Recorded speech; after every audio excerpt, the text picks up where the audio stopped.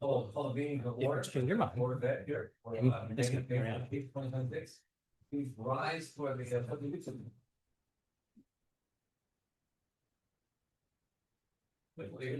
to the flag of the United States of America and to the republic for which it stands, one nation, under God, indivisible, with liberty and justice for all. So welcome everybody. Welcome anybody at home. It's great to see our entire administrative team here. Welcome. I can't imagine why you didn't have anything better to do than come here, but I appreciate you coming. This is labeled a board special retreat, board special meeting, or it's a retreat. So to remind the public, retreats are a little different than a business meeting. This is a chance for us as a board to kind of have a little bit more of an in-depth conversation about the operation of the district.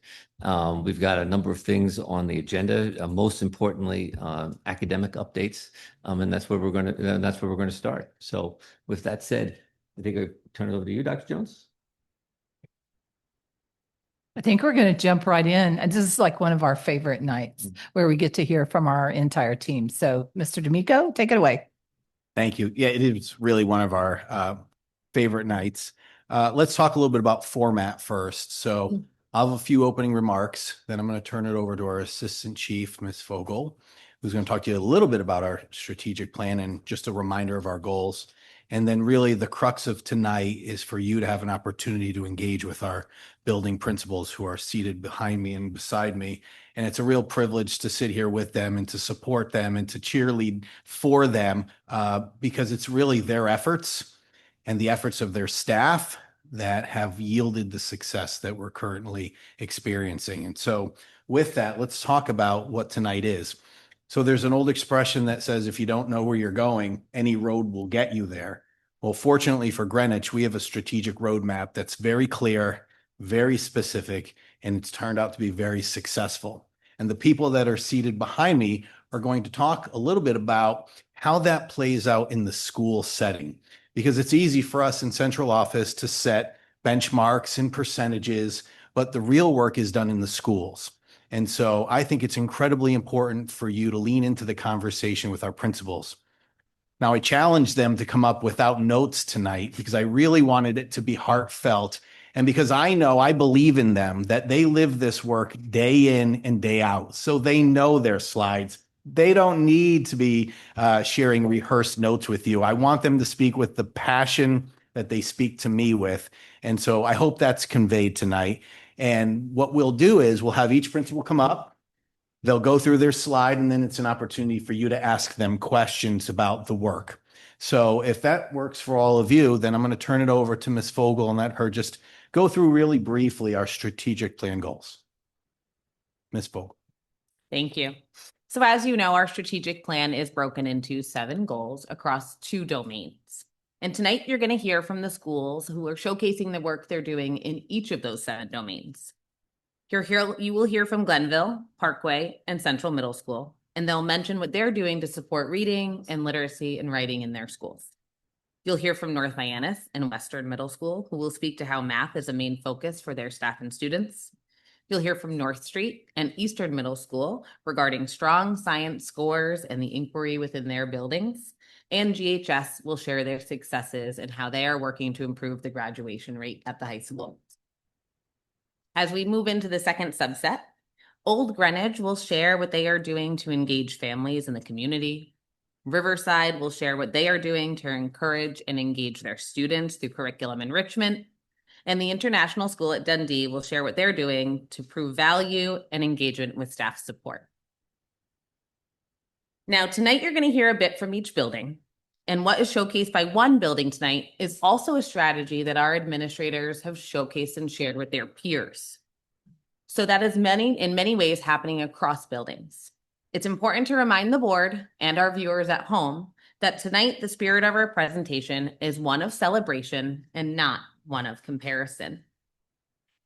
Before we move on to the individual principal points of pride, I want to explain and remind the board and those watching tonight that in Greenwich, our success starts small.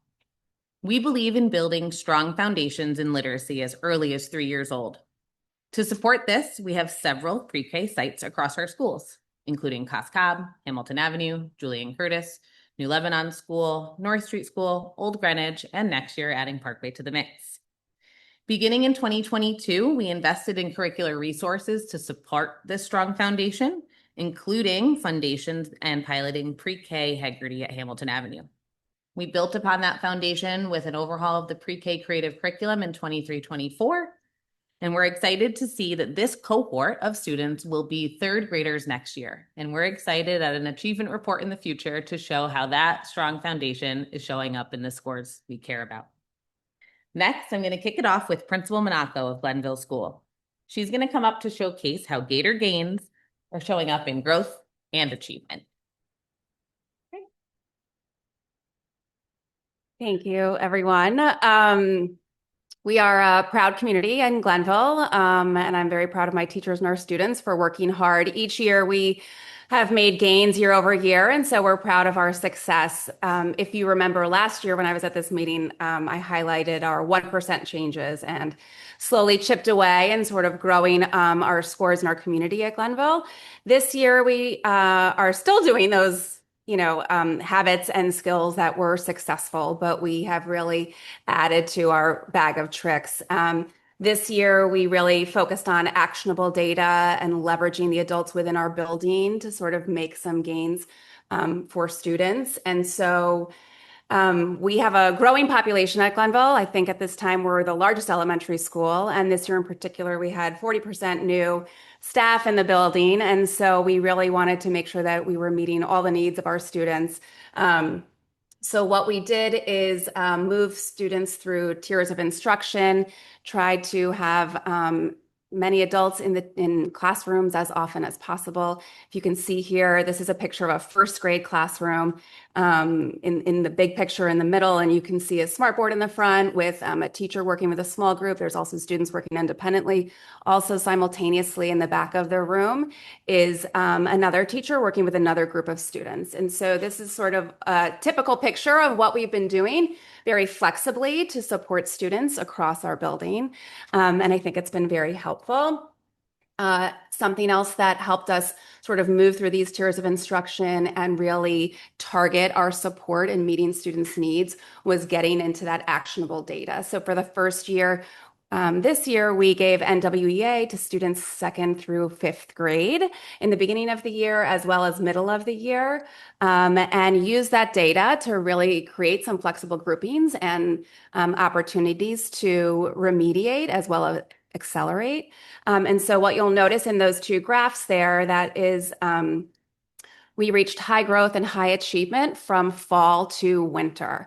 And so it was really using that data and having teachers in the rooms and using the flexible grouping and really making sure that students were getting what they need in that moment. It helped us able to accelerate and remediate quickly.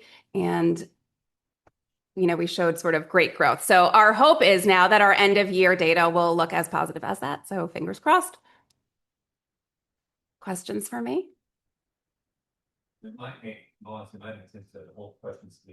Yeah. Okay. Well, next I welcome Principal Hammock, who will share how he's bringing new momentum to the ISD community. Hi, everybody. So this is my first year at ISD. And one of the things that came up in the interview process and in me meeting with really all stakeholders, including parents and staff, was the importance of really building trust this year with a brand new administrative team. I also have a new assistant principal. So a couple of things that we did really intentionally at the beginning of the year was just increase our presence, ask a lot of questions, and not overpromise to anybody that we were going to have the answer immediately. Arrival, dismissal, the lunchroom.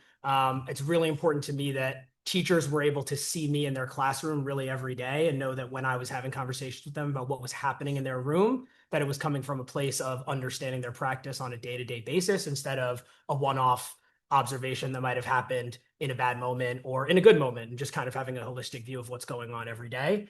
And then a couple of things that really, and then with our parent community, the other thing that I would say that was really important for me was just to be really available to them in person. And so that was something that obviously, our community values really in the moment response. And that's something that I wanted to make sure that not only was I available digitally, but also they saw me at arrival, they saw me at dismissal, they knew that I was a face that they could have conversations with, especially in my first year. A couple of things instructionally that were really important for us this year with our teaching staff was the introduction of intervisitation cycles. We gave teachers a lot of autonomy twice in the fall and then again in the winter, and it kind of bled into the spring a little bit to visit each other's classrooms. And that took some logistical work to pull that off. But what I really wanted people to do, so they're broken up into different committees with different lenses to view each other's practice. And they went into each other's classrooms just looking for positive things. As critical thought partners, obviously, but really highlight some work that's going on in a colleague's classroom. And they did that twice. And I think that also just kind of built some positive momentum for seeing that there are amazing things happening in every room. And then the other thing that I tried to be very intentional about this year is be really an elbow partner with unit level planning. And making sure that when we had our coordinators in the building talking about some of the core curricula, that I was a part of those conversations, really in the weeds lesson by lesson, so the teachers knew that they could trust me as the instructional leader, and not just the person who was kind of the face of the building outside. So those are a couple things that we did with teachers. And then the other thing that I would just end with that I've just kind of tried to name for our staff this year is that where there may be some disagreement, what I owe them all of the time is the why. And so that's something that I think has been really helpful as we've had conversations, as we've had to have conversations about instruction and about critical feedback over the course of the year. All right. Thank you. Thank you. And now I invite up Principal Ramirez, who will show how North Miami is building thinking classrooms and showing strong math results. I'm Kathleen, and you can see our slide. I know that you've seen it already. I just want to highlight a few things. On the mid-year benchmark for grade 5, we had 88% of our fifth graders make benchmark in math. But what that doesn't say is 62% of that 88 were at a level 4. So one of our goals as a school is taking our students who are already at benchmark and making those 3s 4s and building those 4s to be higher 4s. So that was great data for us. It's also important to us that our kids are involved in what we're doing. So we did a 5th grade survey on how we're teaching math, and 93% of our 5th graders like the way we're teaching math this year, which the pictures show that are building thinking classrooms in math, which every lesson begins with a complicated word problem, random groups, vertical, non-permanent boards. They work together on the problem, and you really hear the conversation that they're having. This has extended into other areas of their life, including that when they go on a field trip, invariably a docent will say to the 5th grade teachers, "We've never had kids ask such great questions," and you can tell they're really thinking about it. What also it doesn't say up there is that we wouldn't have been able to do this without the help of Mike Reed. Mike has helped us to not only set up our classrooms with the whiteboards and make sure that our teachers got professional development, but has also been there with us in the building, helping us to do this. We have extended it from grade 5 to 4 to 3 and to 2 this year. And we've been very lucky, and we thank Mike for that. Lastly, we wouldn't be where we are without the staff that we have. It's not just the classroom teachers, it's everybody in the building, all towards the same goal, which is growing our kids. Our families are supportive of it. And then lastly, it's our kids. Our kids really, they want to do well. And in particular, math, they do love the way that we're doing it. And they ask if they can do it in other subject areas. And we're trying everything we can. Thank you. Thank you. Alrighty. And next up, Principal Flood will share how North Street students' love of science permeates their entire day.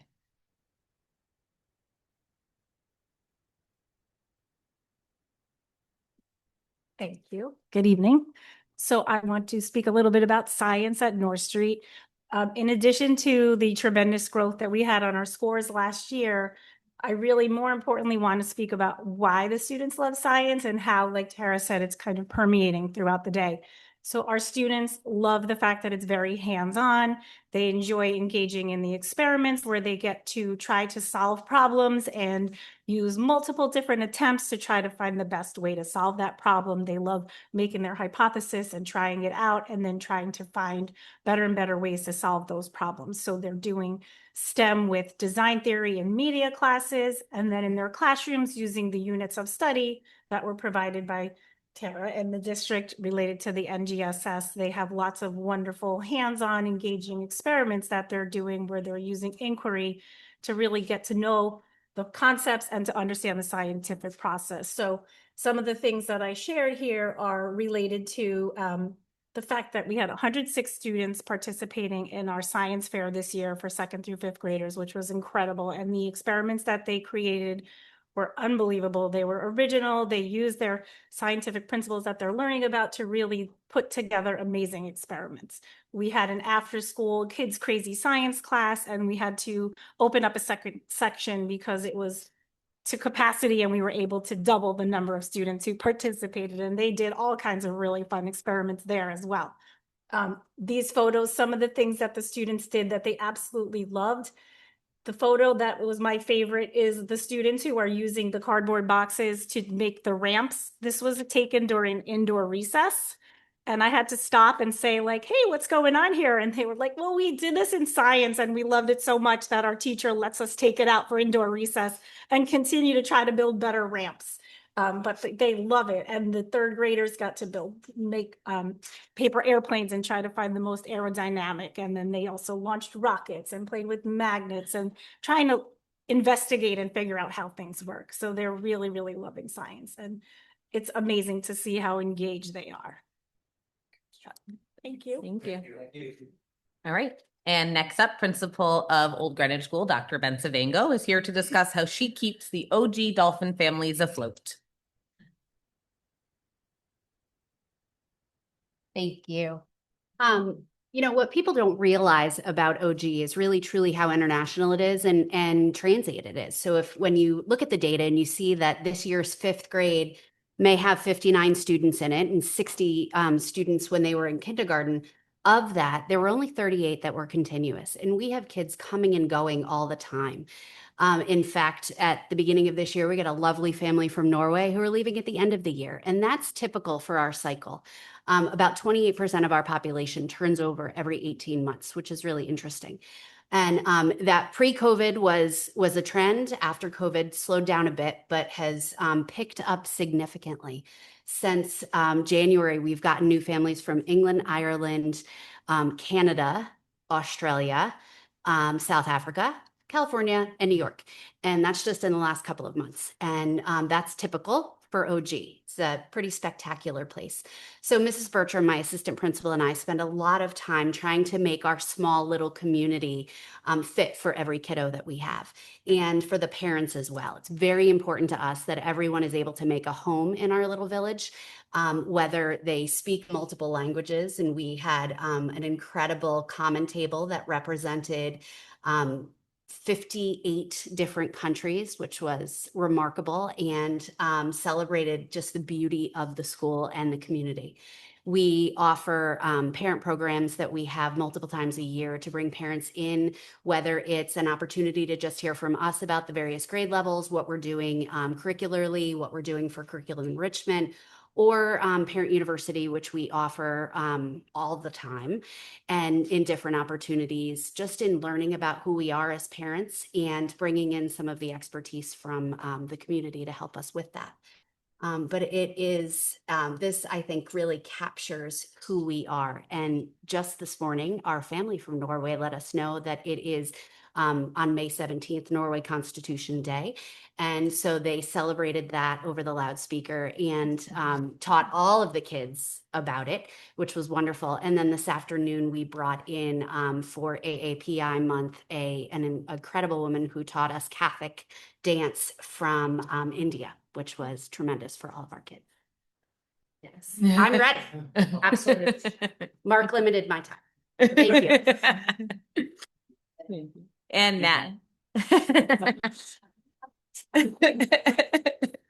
And now Principal Granville will showcase the strategies in place that are working to improve results across disciplines. Hi, good evening, everyone. Mary Granville, and this is my 9th year as the principal of Parkway School. And for the last several years, we've really focused our attention on improving our students' comprehension, our reading comprehension, and we've seen some nice performance numbers and some great growth year to year. So this year, not taking the gas off that, but wanting to kind of lean in and using those strategies to help support our math and science learning for our students.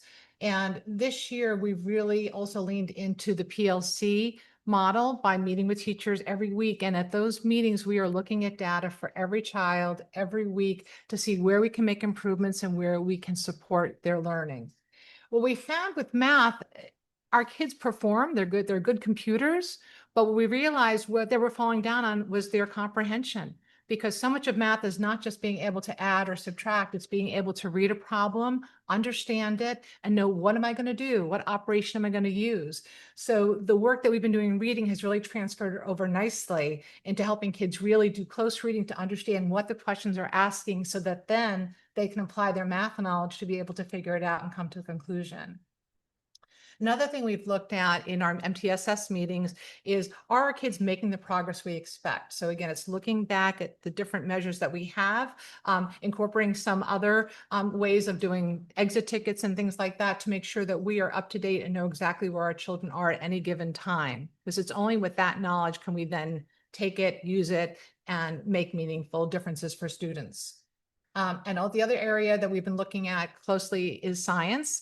And when I spoke to you in October, I was not thrilled with where our science scores were in GSS from last year. That's been a major focus this year. And again, using those skills in close reading and reading comprehension to be able to lean into science. We've looked at our pacing. We've done some great work with our former science coordinator to really focus in that area. And we're really excited with the work our kids have been doing. And we expect some great progress when we get our SBA scores back. Thank you.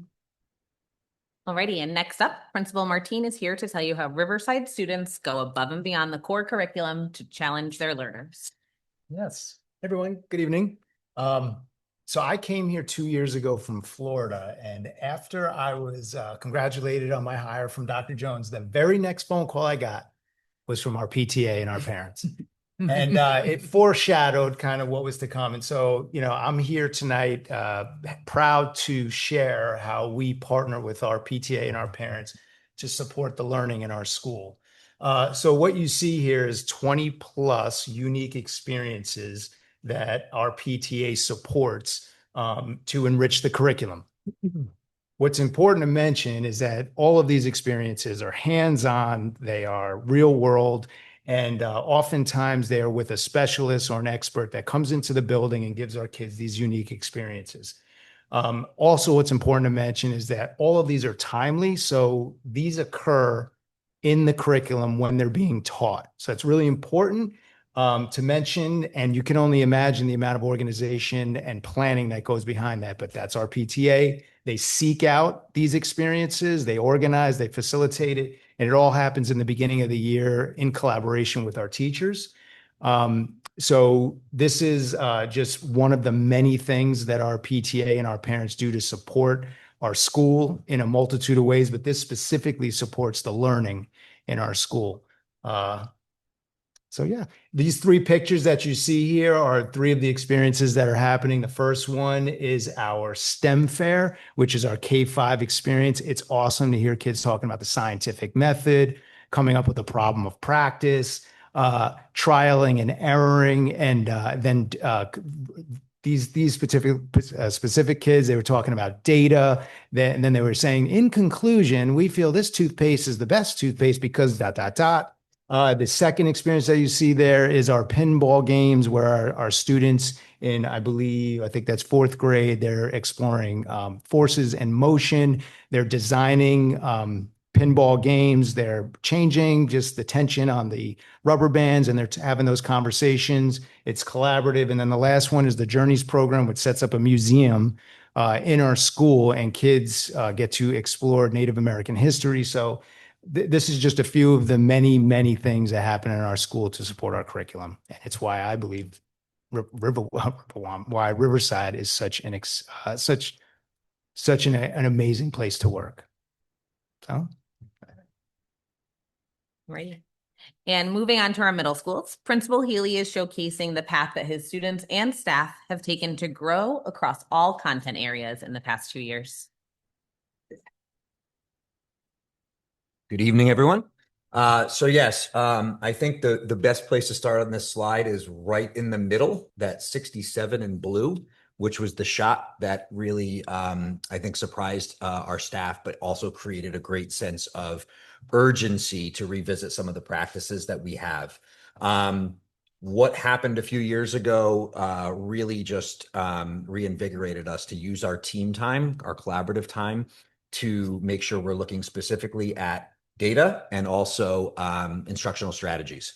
So the instructional conversations that were happening alongside the SEL conversations about kids in middle school, which happen often, were really important. And as you can see, the rebound afterward was a very quick gain. What I don't have up here is our NWEA scores. So we were offered an opportunity to kind of jump on board with implementing the MAP assessment with some of the other schools in the district, which we jumped at. And teachers have really enjoyed the specificity of the responses they're getting and what they can do in the classroom with individual students, groups of students, to really target their instruction. What we found at our mid-year benchmark this year is that all 3 grades in both ELA and math are in the high growth, high achievement quadrant of the graph. I probably should have put that on that slide, but I will just say it's there. Where we have leveraged our gains, I think, is through some very specific professional learning. We have had Avid at Central for a long time. It's really been focused on its implementation of the instructional strategies. And so what we decided to do is we decided to focus specifically on the reading strategies and making sure that our teachers across all content areas understood how to teach reading in general, but then also specific to their content area. Vocabulary word walls, especially when you're getting into taking science for the first time for a full period. How social studies is looking at the nonfiction reading and the vocabulary specific to those. So what we found was that there was a lot more interdisciplinary work that could be done to coordinate our reading instruction. And I believe that has really helped in all of our areas. Much like we heard earlier, our math department has also, through the help of Mr. Reed, gotten into the vertical whiteboards in the building thinking classroom. So the math discourse is happening at much higher levels and much more collaborative ways in the classroom.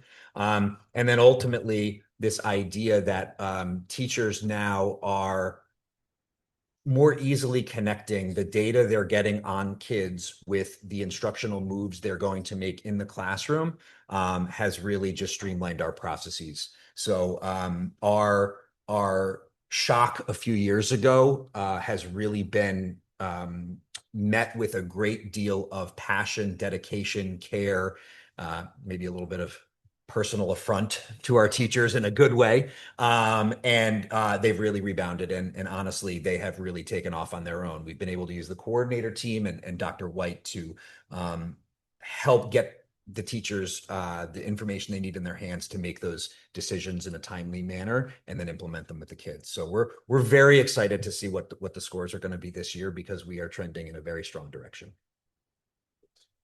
Thank you. And next up, Principal Guarino is here to talk about Eastern's legacy of consistently high performance and what they're focused on as Gators this year. Good evening, everybody. I probably like to just maybe highlight that we really want to focus on how we're really forging relationships and how important relationships have been over the past several years to really make sure that our families know that we're partnering with them in a lot of different ways. I think you've heard from our colleagues before me who are talking about the really strong work that's being done in the classroom, how parents are integrating within the school through PTA. And we have really, really strong evidence of that. So how do we build and sort of maintain that? So when we look at our parent survey and how we're communicating and connecting with them, it really is a source of pride that we have 43% growth over the past 4 years, and how important those connections are, especially at the middle level. Our students are not in middle school anymore, in elementary school anymore, and they're not necessarily ready for high school. So what is that sweet spot? And how do we maintain that relationship in a positive way with our families? Working on restorative practices and the relationships that students have with one another in the building, and how teachers are interacting with students and really helping to model and guide students really in a very challenging developmental time. in their lives, I think was really an area of focus that we felt that we could really leverage a lot if we really were focusing on the culture in our school and how we wanted students to really respect and understand one another, but how teachers were engaging in that conversation. And that really all leads to, I think, what you've heard, this really strong vertical articulation, not only in science, which we have strong evidence in our building, but also in ELA, in math. And we looked at our results last year. We're proud that we were the highest performing middle school in the state of Connecticut in NGSS. And that's the work that our teachers are doing. That's how they're setting up instruction. That's how they're really, really focusing on students really talking and thinking scientifically in all their opportunities that they have. And it's really amazing when students are really digging in and having really meaningful conversations. And I think of myself being in 6th, 7th, or 8th grade, I was not having those conversations. And it's really, really incredible. We have some pictures. Our students here are working on vertical surfaces, and that's the Punnett square. And there's a lot of parallels that we see in the training and the work that our teachers are doing in math. But when we look across ELA and math, we're top 5 in all those metrics, and we're really, really proud of the work that our teachers are doing. Our teachers are working collaboratively. That's a photo from the beginning of the year. That was our launch on restorative practices, and really teachers having a vested interest in really sort of improving the culture and contributing to that in a positive way. So thank you very much. And to wrap up our middle schools, Principal Coyne is here to share the hard work that leaders, staff, and students are doing to improve the matched cohort outcomes at Western Middle School. Good evening. We're really excited to share the progress Western's made over the last bunch of years, but especially last year. I'm going to go reverse just because I'm going to talk a little bit more about math. But our science growth has been tremendous. It's the highest we've ever had, the highest advanced we've ever had. Our science team, with the help of Tara, has really come together as a group, and all grades own the tests, and they're working to support the students in all grades so they're successful. Our English, we are at the highest since 2018. The kids, what I'm really proud of is our kids, like Dr. Benzavengo said, we have a lot of kids that move in and out of Western. And when we look at the kids that are with us from the minute they walk in to the minute they leave, they're making tremendous growth. And that's something we're really proud of. And you see that really well in the English scores. And in math, we are at the highest at benchmark, lowest at level 1s. We have the most, we're moving kids into more advanced classes. We've done a lot in math to make this happen. We added last year a math lab for our on-level 6th grade students. They had an extra class period on a pattern with their math teachers. This was really successful. We saw a 200% growth in the number of on-level kids who were benchmark. And that was wonderful. So we actually moved it to the 7th and 8th grade as well. And we're really excited about the progress they'll make. Teachers are loving that extra time with the students to work on kind of foundational skills, reinforce some skills that they may, be lacking, but also to ensure that they're understanding the content. We also have a 7th grade. We started last year math acceleration class for students in the 6th grade on level who we identify as having great potential to be in advanced in algebra in 8th grade. So it's a class that has those students, and they have an extra math time with their math teacher. And that helps us with our goal of moving more kids into the advanced into algebra. And then finally, we have something unique to Western also, a math enrichment class, which we have for our single jump students, because we have a lot of students who really show the potential, may not always have the work habits or the support, and we want to support them. My own children went to Western, and they were in those classes, and now they're in high school honors and the AP classes, but it allows them to have that opportunity to be in an advanced class. So that's really something we're proud of. So again, what we are very proud of is the growth our 5th to 8th graders make in the 3 years. I want to highlight just a little bit more because we're more than test scores, and we're a community. And what's really special at Western is we're Avid school-wide. It's ingrained in what we do. We have Avid awards in mid-quarter and end of quarter where kids get rewarded for their growth, for their kindness, for their Avid type behaviors and habits. So it's really nice. The kids love that. We also just have Avid we have a wonderful career day. We just had it in last month where we have 60 plus community members and families come and teach our students about careers, which is part of our Avid goals, but just really important for our students. And then all the other things we have with our Studel Sprint, our Kindness Day, it just makes Western special and unique, and it's a wonderful place to be. Thank you. And next, Principal Mayo is here to speak about the graduation rate improvement at Greenwich High School.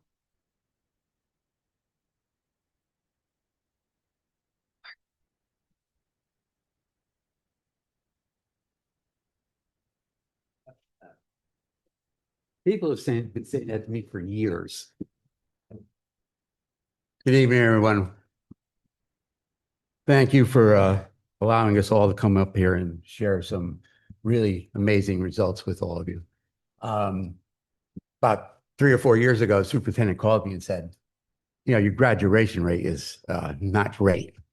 And she challenged me to get to a certain point. I love a challenge, as she knows.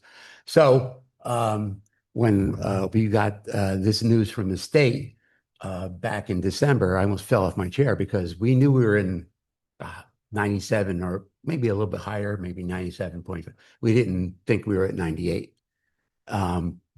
based on our own calculations. So getting to 98% from 94.5 is amazing work that was done by our staff.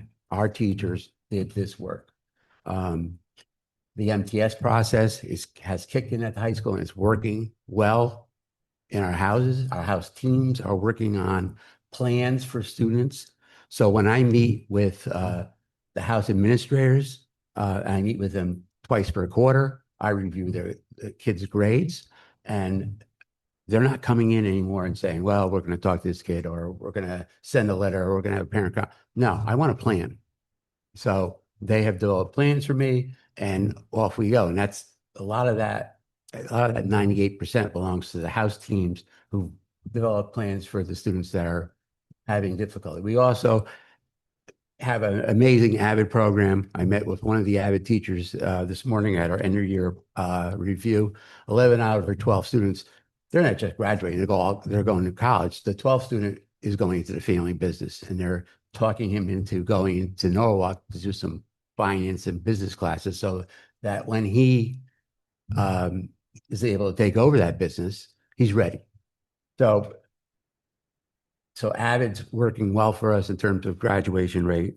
As I said, MTSS, we came up with this idea 2 years ago, and the superintendent helped us push it along. The High C program, we call it, but it's a lot of our students were behind in credits, and they're able to go online using a program called Ingenuity and to gain those credits back. So that also has helped that 98% grow. And also, we do have alternative programs. You've all been to Winrose for Winrose graduation. You've seen that. And the Educational Wellness Center is also another place where students can get, it's an alternative program where students can get their education in a different manner, which, and my colleagues who saw this slide didn't want me to forget a couple of things. So we have the visual art where we received multiple Scholastic Art Awards, but the music program, K-12, for the Greenwich Public Schools is named one of the best music programs in the country for the first time since 2021. So they wanted me to get that in there. And we're getting national recognition for something like that's big. Also, our science staff, our NGSS scores are #1 overall in the state and #2 in percentage of students reaching either a 3 or 4 on that test. So I wanted to make sure I got those in, otherwise tomorrow I would catch a lot of grief. But you can read the other stuff. I mean, really, AP Calculus, when we put that in, we've gotten amazing results. 195 students out of 216 received a 5. We actually thought never mind, I wouldn't go there. And our, in ELA, our high needs students did a great job. And our ELA scores went up a great deal. And then you have the survey results, which are on top there with the students and the parents. Our parent survey results have always been around that number, but our student survey results, with students feeling connected to Greenwich High School, that's jumped 9 points from last year to this year. So I think all that contributes to that 98% graduation rate. So one more percentage point and we hit the goal that was set for us. But I'm not making promises about next year. I'm just reporting this year. So thank you all. Appreciate it. Right. And you may have thought that we forgot 4 principals who are sitting behind us, but I assure you we have not. The success that Greenwich Public Schools saw in the 24-25 school year with record high achievement across the district did not mean that our administrators simply let off the gas. In fact, that incredible growth fueled an even deeper determination and connection amongst our K-5 priority school cohort, including Cos Cob School, Hamilton Avenue School, Julian Curtis School, and New Lebanon School. They're more committed than ever to build on the strengths from last year. And the real engine behind that work is the cohort themselves, the collaboration where these principals understand that sustained progress requires sustained effort. They lean on one another for support. They work together to use unified assessments, streamline data protocols. And this group, who proudly call themselves the Elementary Principal Titans, exemplifies that shared responsibility and dedication needed to drive academic excellence results in success. Next, each Titan will showcase the work they are most proud of this year. We will start with Principal Gavin, who will showcase how Cos Cob School is driven by growth and focused on achievement. Thank you. Hello, everybody. So thanks for the opportunity to be here tonight. The last time I was in this chair, we were tasked with answering the question, what keeps us up at night? And we talked about how all of the efforts that we're making, how we needed to get those to translate into more meaningful growth and stronger SBA outcomes. And one of the pieces of points of pride that I like to share is the momentum that is growing towards developing a culture that is very much data driven, and it's kind of all encompassing at this point. It's wonderful. I've seen a shift in our staff, and they are equally as invested in developing that culture. And that has trickled down to the kids, who are also becoming more invested in their own learning and more accountable and taking more ownership of what's going on in the classroom. In terms of what we've done specifically during our PLC time when we meet with the grade level teams weekly, we are looking at unit assessments, common assessments, previous SBA, we're looking at NWEA, we're looking at DIBELS, all of the different data points that we have available, we're looking at those and breaking those down on a grade by grade level, a class by class level, and a student by student level, so that we can really see what every child needs in order to grow. And the market shift in just the kind of levels of conversations that we're having in the PLCs has been awesome. One of our areas for growth this year was targeted small group instruction. So again, we're kind of having data consistently being the centerpiece of all of our instructional decision making, including the small group instruction. I talked about kind of the laser focus on every student's growth.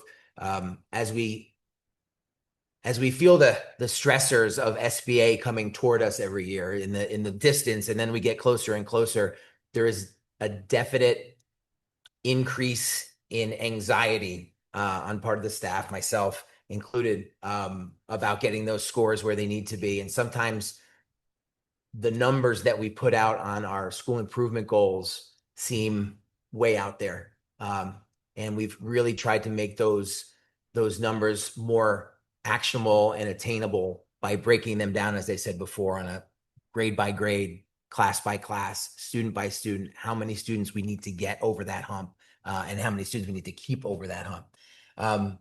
In addition to the stuff that we've been doing in school, the awesome Titans that you're going to get to hear from afterwards, we really collaborated on February and April break school to maximize the learning opportunities outside of the school day. At Cos Cob School, we also implemented a much more significant CLIMB program, so core learning instruction and mastery boost. So it was a before and after school support program. that met with a lot of success, and hopefully that will translate into stronger SBA results. I know I've gone past my 2 minutes. I apologize for that, but we can't do any of this work without these two here and the other coordinators, because they are so supportive, consistently jumping into classrooms, into our PLCs to help lead those discussions around data. Couldn't be more appreciative of their help, and obviously the Titans behind me are amazing thought partners, and I can't wait to continue our work tomorrow and beyond. So thank you. Thank you. All righty. Next up, Principal Fox is here to share how Hamilton Avenue smashed their goals last year and what they're doing to keep it up now. Thank you. So happy to be here. Just finishing up my 4th year at Hamilton Avenue School.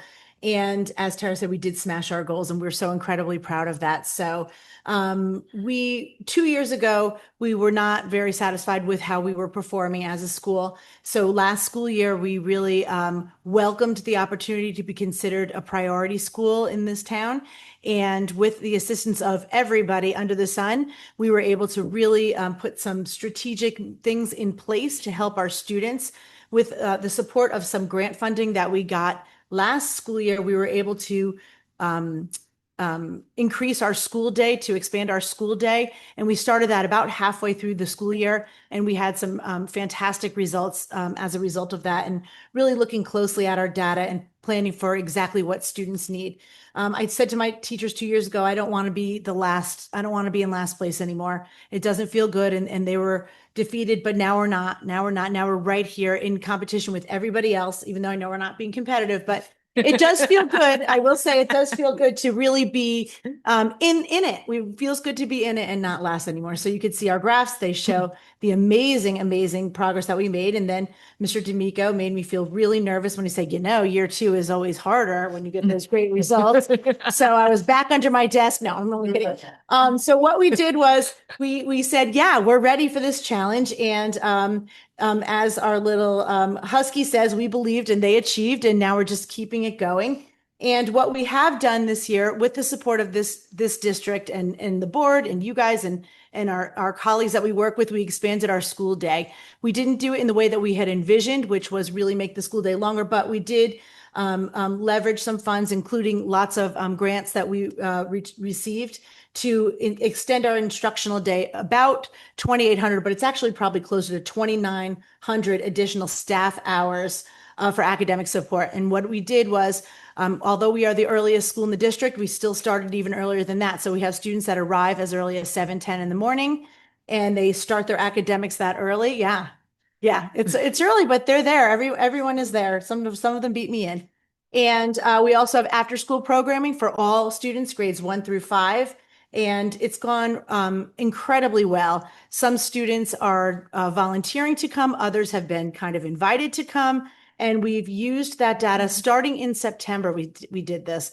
We did lots of skill building in the first half of the school year. The second half of the school year, we got a little bit more focused with the results of our NWEA and our careful data analysis to really give the students what we need. We're very excited. We're just about finished up with our standardized testing. We started at the very beginning of April with NGSS. So we can't wait. I refresh my computer every single, few minutes just to see if those test scores are coming in. Everyone's sick of hearing me say it, but it's the truth. Also, what we have done this year, as Kerry mentioned, and even Suzanne said, expanding our school day. We also expanded, we had Saturday school this year at Hamilton Avenue School, which was really fun. And April and February break schools. And I couldn't have done it without the Titans. So we all sort of took turns and participated being administrators for these great programs on the extra days, and which really was like a cross-campus kind of collaboration.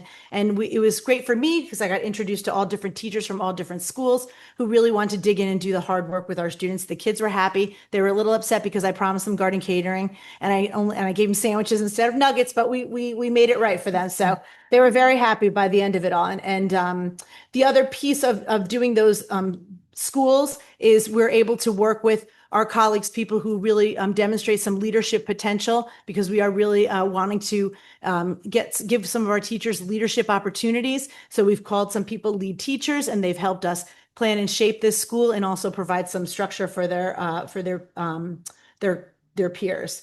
And again, just to reiterate that we really couldn't do it without our peer-to-peer partnerships. Our teachers asked for it. We made sure it happened through the different schools. We're going to continue that. And it's also it's resonated really well for us in terms of collaborative partners. So thanks. Alrighty, and next, Principal Calderon is here to share the unique and powerful ways that JC leverages data in the hands of their students. Good evening. It's an honor for me to share on behalf of JC. We are building momentum, and we are on an upward trajectory, and that's not only because we have a new elevator. Although we are super excited about our elevator, we made good use of it on Friday for Grandparents' Day. They were super grateful that we had that in place. I have the most amazing building committee. So thank you for all the work that has gone on and continues to go on. But in the last year, we were able to see some increase in our state scores across all the three content areas, including science, math, and ELA.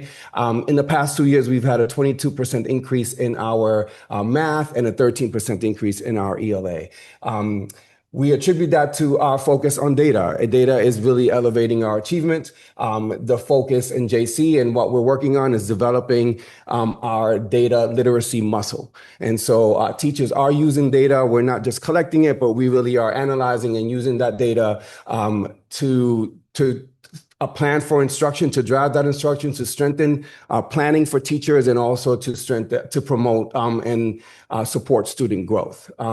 Our teachers are collecting data on an ongoing basis. So this is not just once, twice, 3 times a year. This is really ongoing. This is from marking period to marking period, from unit to unit, from chapter to chapter, because we really want the most recent and relevant data that's going to give us information about who the students are at that moment in real time, so that we can meet their needs in our small group instruction, which is what teachers use a lot of that data for. And so the small group instruction allows them to then deliver some very prescribed, targeted instruction to our kiddos. And so that has proven to be effective over at JC. Teachers, the small groups are helping students to also feel seen and valued by the teachers that are delivering that instruction. One of the most powerful things that we did this year was put the data in the hands of students.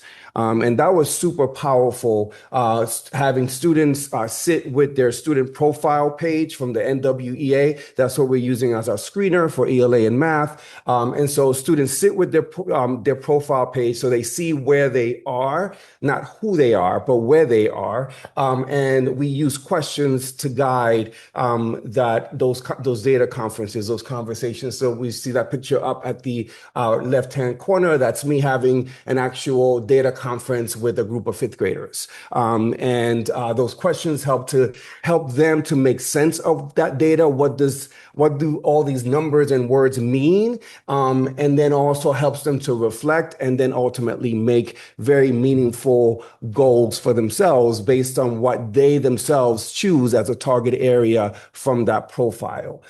So that was really powerful because what I saw was students the level of confidence was immediately, like you could see they would perk up, they would sit up, because it made sense to them. It wasn't just an exam or a test where a teacher was telling them this is what you need to do better. They were figuring that out for themselves.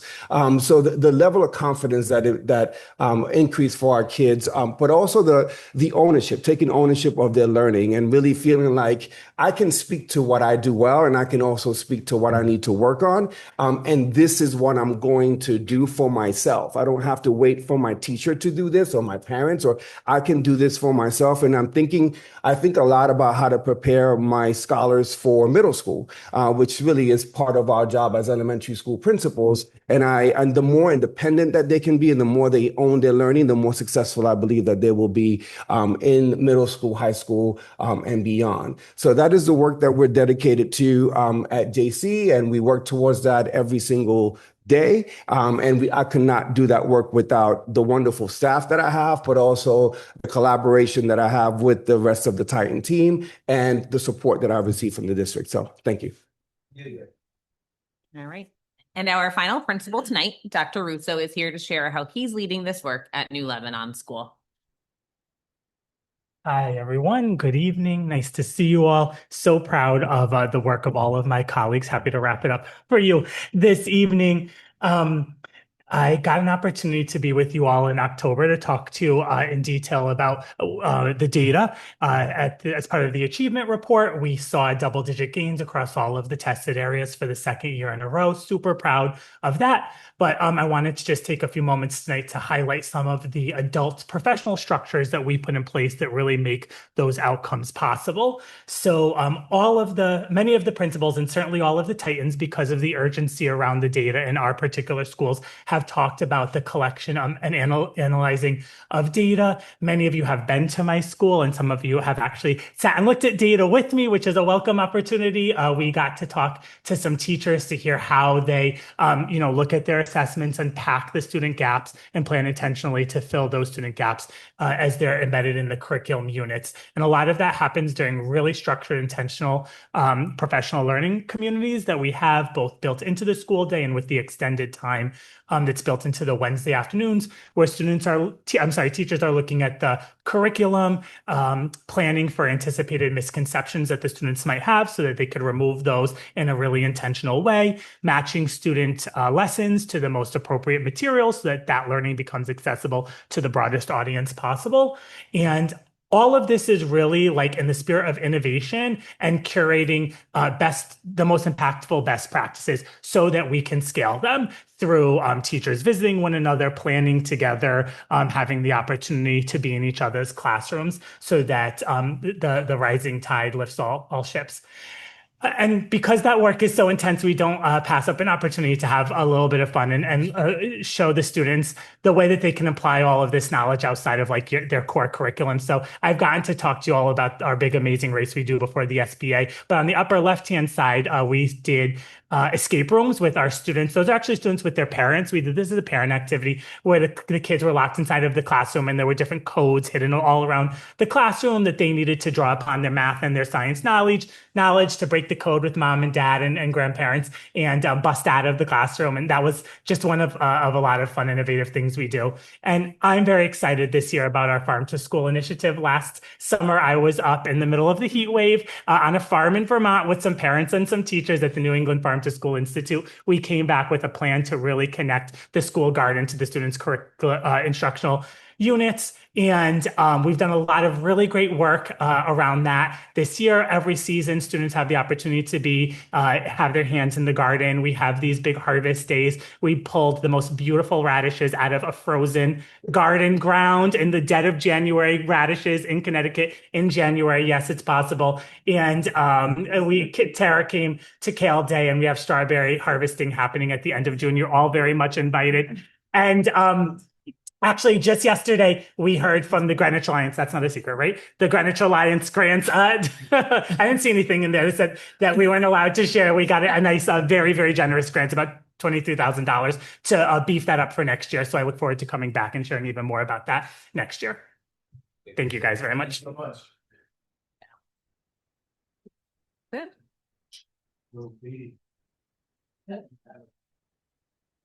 Chairman?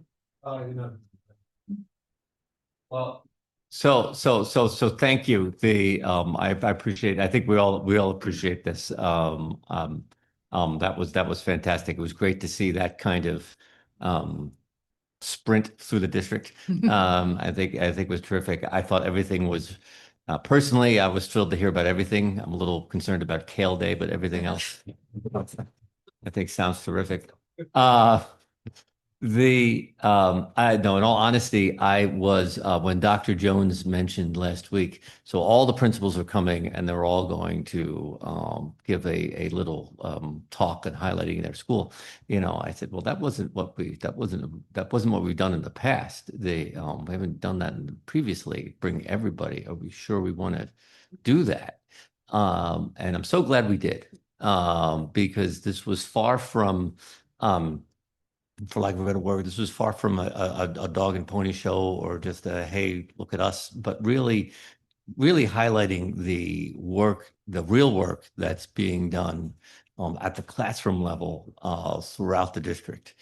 I'm sure many of you saw, I know the board did, the New York Times article yesterday, where across the country, the vast majority of school districts across the country are have most of their students 1 or 2 or 3 grade levels below. And if we went through and used their tool, which I'm sure many of you did, we went through and you plug in Greenwich and you see exactly where we are, and we are not in that group. We said this when we presented the budget this year. We are one of the few districts in the New York Times, now we can see it in the New York Times, that have by and large completely erased the learning losses from COVID, and instead of being where we are before COVID, or even excelling in many ways. And that's really a testament to all the work. You can see why based on all the work we saw here. So thank you on behalf of the board. Really thank you for the presentation and all the work that the teachers are doing every day in the classroom for our students. My assumption is that there are some questions out there. So I'll defer to my colleagues here. Does anybody have anything? Ms. Hurst, go ahead. Well, just to start with, much like Dr.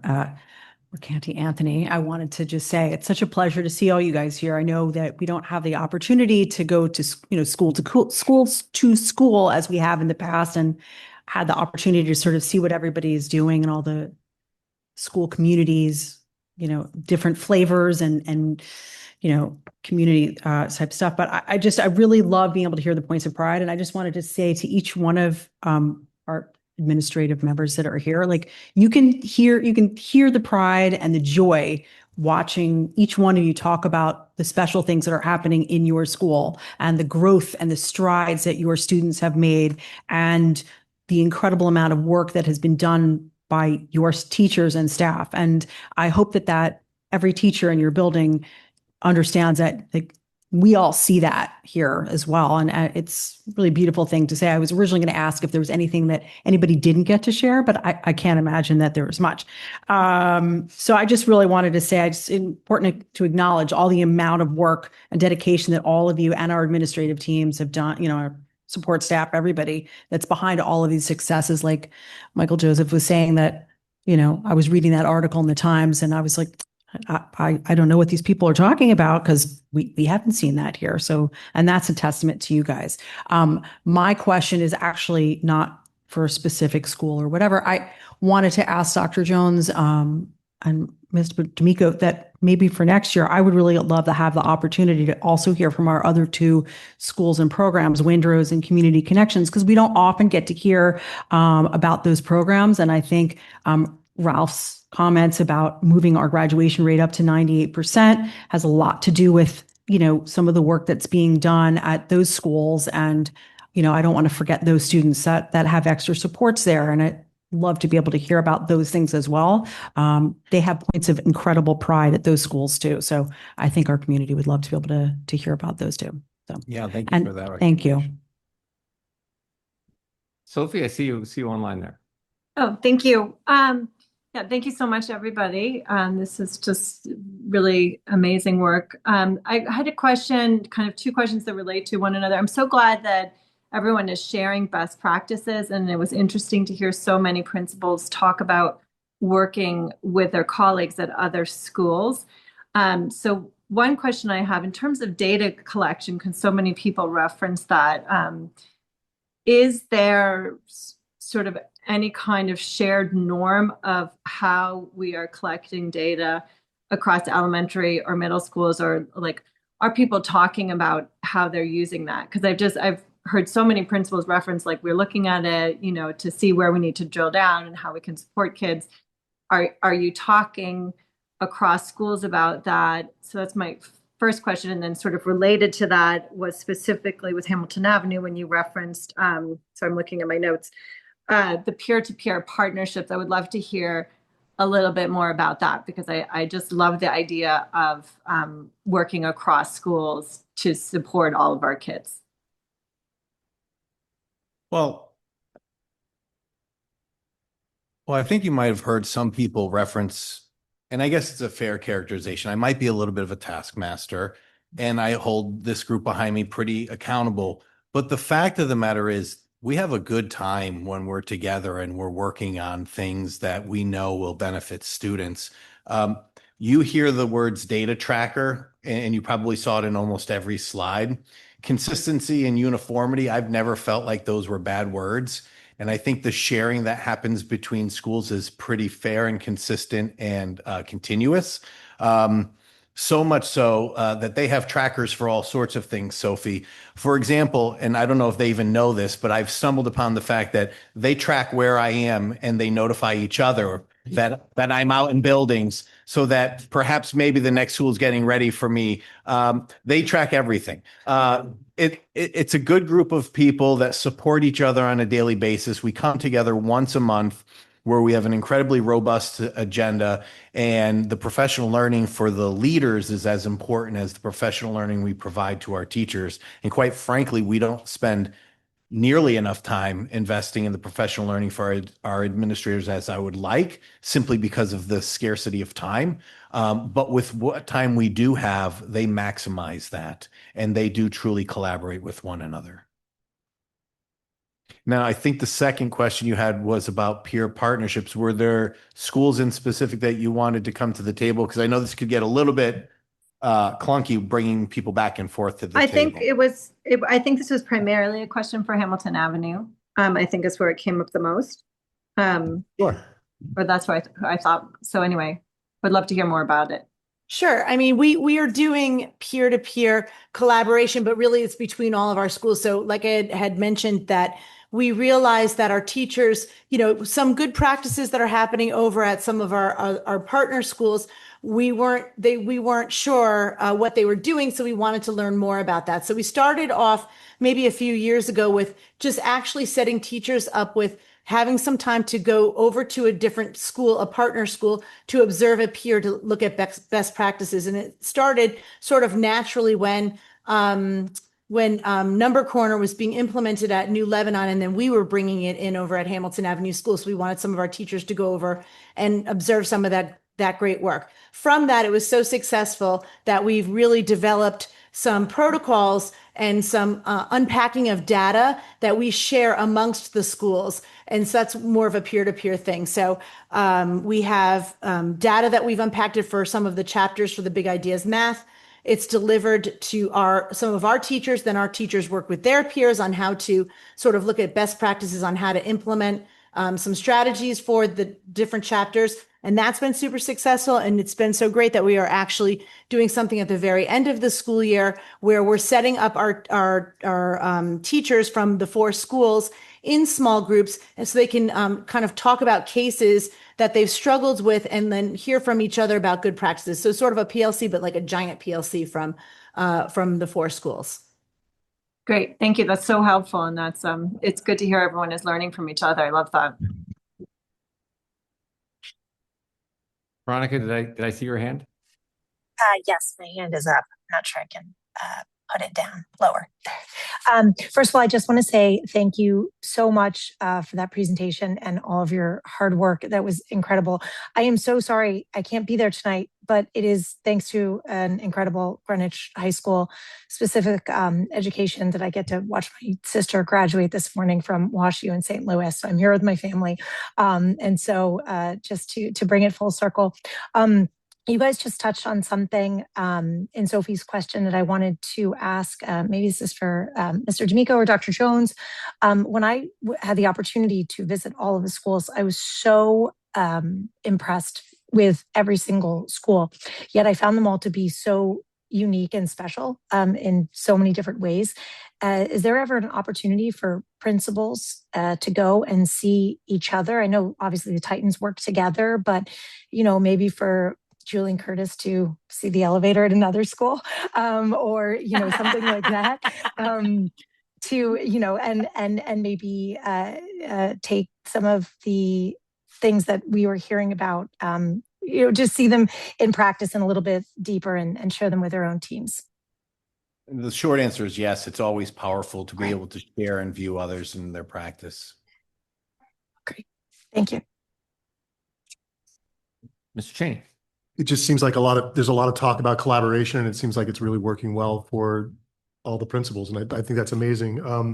And I was just thinking of like Western Middle School is talking about having an extra math class, which I'm sure is probably difficult to implement, and Glenville doing the 2 times of the NWEA testing. I think I got that right. If it works in one school, is it then possible, or do you guys look to perhaps move it to another school? And again, I know that sounds very easy for me to say in this chair.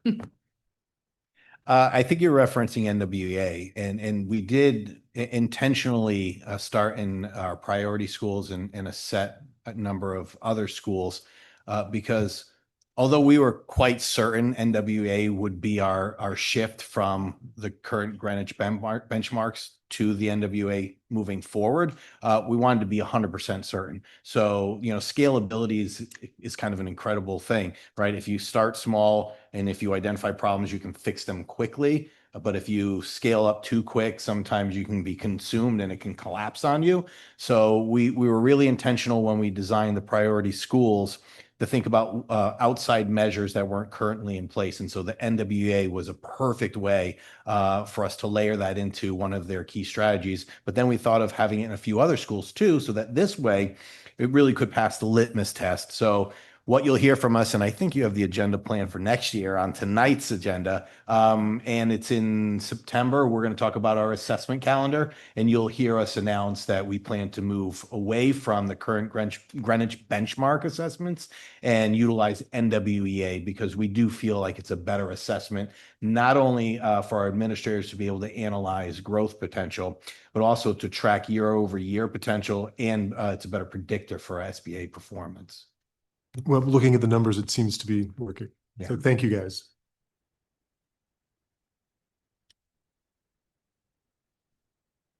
Paul? I thank you all as well. I literally have a question for each one of you, so I'm not going to have you answer it. It's the same question. I have an opportunity to ask it, and so maybe it's something that you can think about, and how to get in touch with us if you want to. But if I had an opportunity to ask you each a question, and I do, I'd want to know if you could change one policy or one resource constraint in your school tomorrow, what would it be and why? Don't need to answer, but that's what would be on my mind. I don't think you asked me, Paul, but if you don't mind, I'm going to take a shot at that. I think one of the biggest constraints we have are the 4-tiered start and end times at our elementary school, in particular, how it impacts our ability to deliver professional development to our teachers and our administrators. Now, I know there's nothing we can do about that. We even tried to just go down to 3 tiers, and we saw how cost prohibitive that is. But again, if it's a pipe dream of mine, if we had every elementary school start and end at the same time, the power in that. Years and years ago, when I was a principal, and we had similar start and end times, we would actually, each principal was in charge of a grade level, or 2 principals were in charge of grade level. Me and Betty Burfine, years ago, principal in North Street School, we'd be in charge of all the kindergarten teachers. And so once a month, all the kindergarten teachers would come to North Street School or Glenville School, and we would implement the professional learning for that grade level. And it was so incredibly powerful. And yes, there were times when teachers were in a panic because they were coming all the way from Old Greenwich and they were afraid they weren't going to get there in time. And I think maybe it might have been sometimes because they had that Starbucks coffee in their hand, but that I don't know.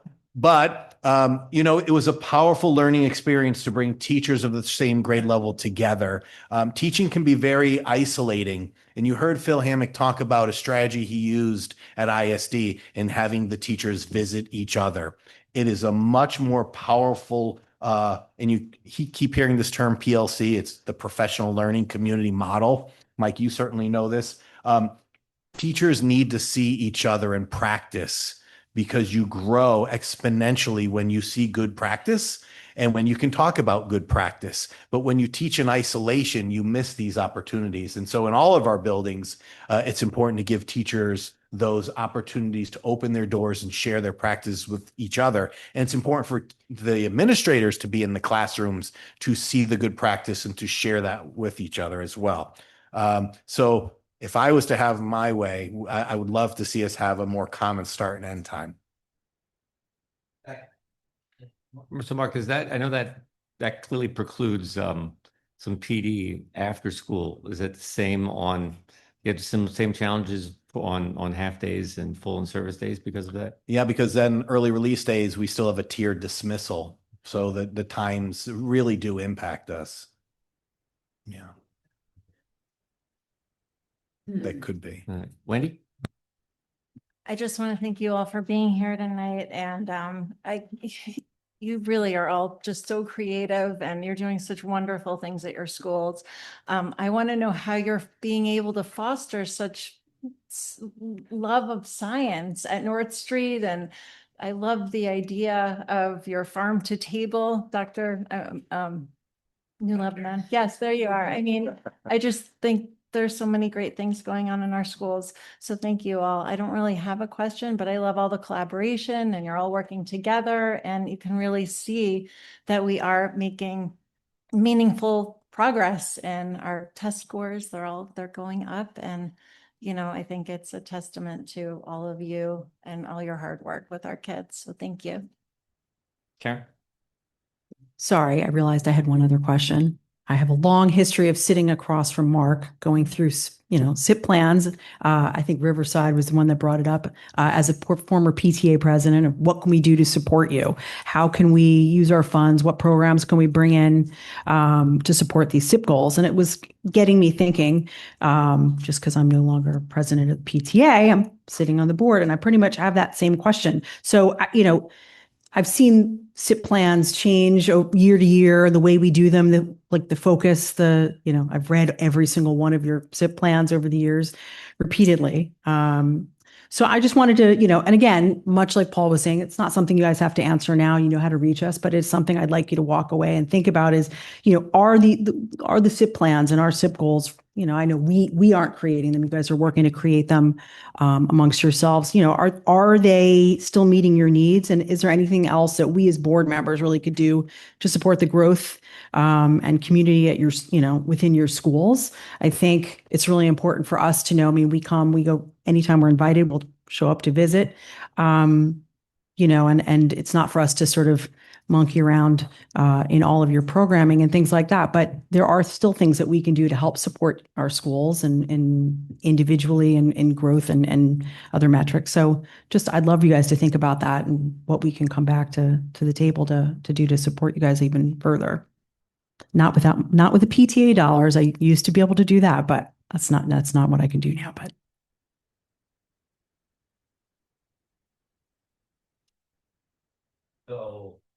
So if thinking about the themes we heard, I think so across the schools, right? So obviously there's this theme of intervisitations and seeing practice, but good practices across buildings. Extended learning time was a theme, PLCs, data-driven instruction, and then common practices. Is those kind of the big things? Am I missing anything, Mark? I think those big things. Okay. So I have two questions. I think both of them are rhetorical because I don't think we necessarily need to talk about them tonight. But so the one question, I think obviously all those are all awesome. And we know how impactful those are. I guess the one rhetorical question that I think we might think about as we think about summer PD and SIP plans next year and where you're going with this is how to make sure in each of the buildings that these conversations don't get stale. I have been in many buildings where the second, the third, the fourth year of data conversations, it's okay, we're doing this again, and here we go again, and it's the same. Oh, yep, this person needs help finding the main idea. So how do we make sure that that doesn't happen? That we keep hold of that. And I know you're all very good and know your buildings and can do that. But I think that's the one thing to think about because that's a natural challenge of this work over time. And I guess the second challenge, I mean, I think this is a challenge just for Mark, but is to think about, like you were saying, how can we support all of our collective professional learning? One of the things that I've got lots of books I'm happy to recommend, but but seriously, if we're only as good as our own learning, obviously, and if there's one thing that everything we know from the science of reading has taught us is that there is much in our field that all of us didn't actually learn in teacher school, and have come to us late. And there are many things that we're continuing to learn, both new and existing knowledge, and how we can support each other so that we can support our colleagues in the classrooms each day with that can only help prevent these conversations from becoming stale and challenge us all to do our job better. So I think that might be something to think about. I think we're done. Okay. Thank you. Thanks all for coming, folks. I really appreciate it. Yeah. Are we next? Okay. You and Lucy are still stuck here. Yeah.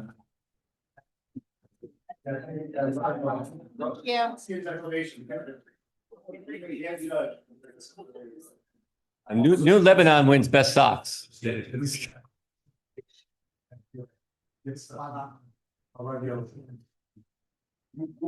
Actually, mine said, yeah, the board's easier this way.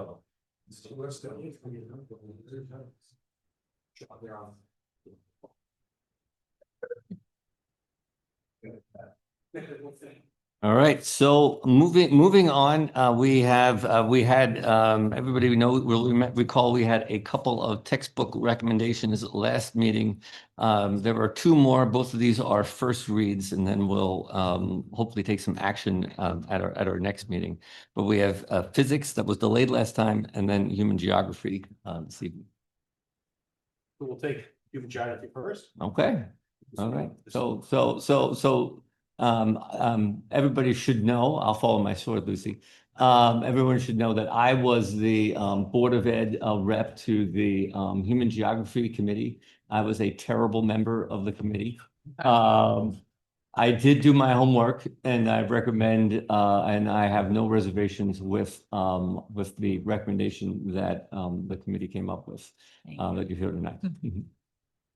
So go ahead. Good evening. I'm Lucy Areco, the Social Studies Program Administrator, and I'm here tonight to present our recommendation for the adoption of a textbook for the new Advanced Placement Human Geography course, which will be offered at GHS starting in the fall of 2026.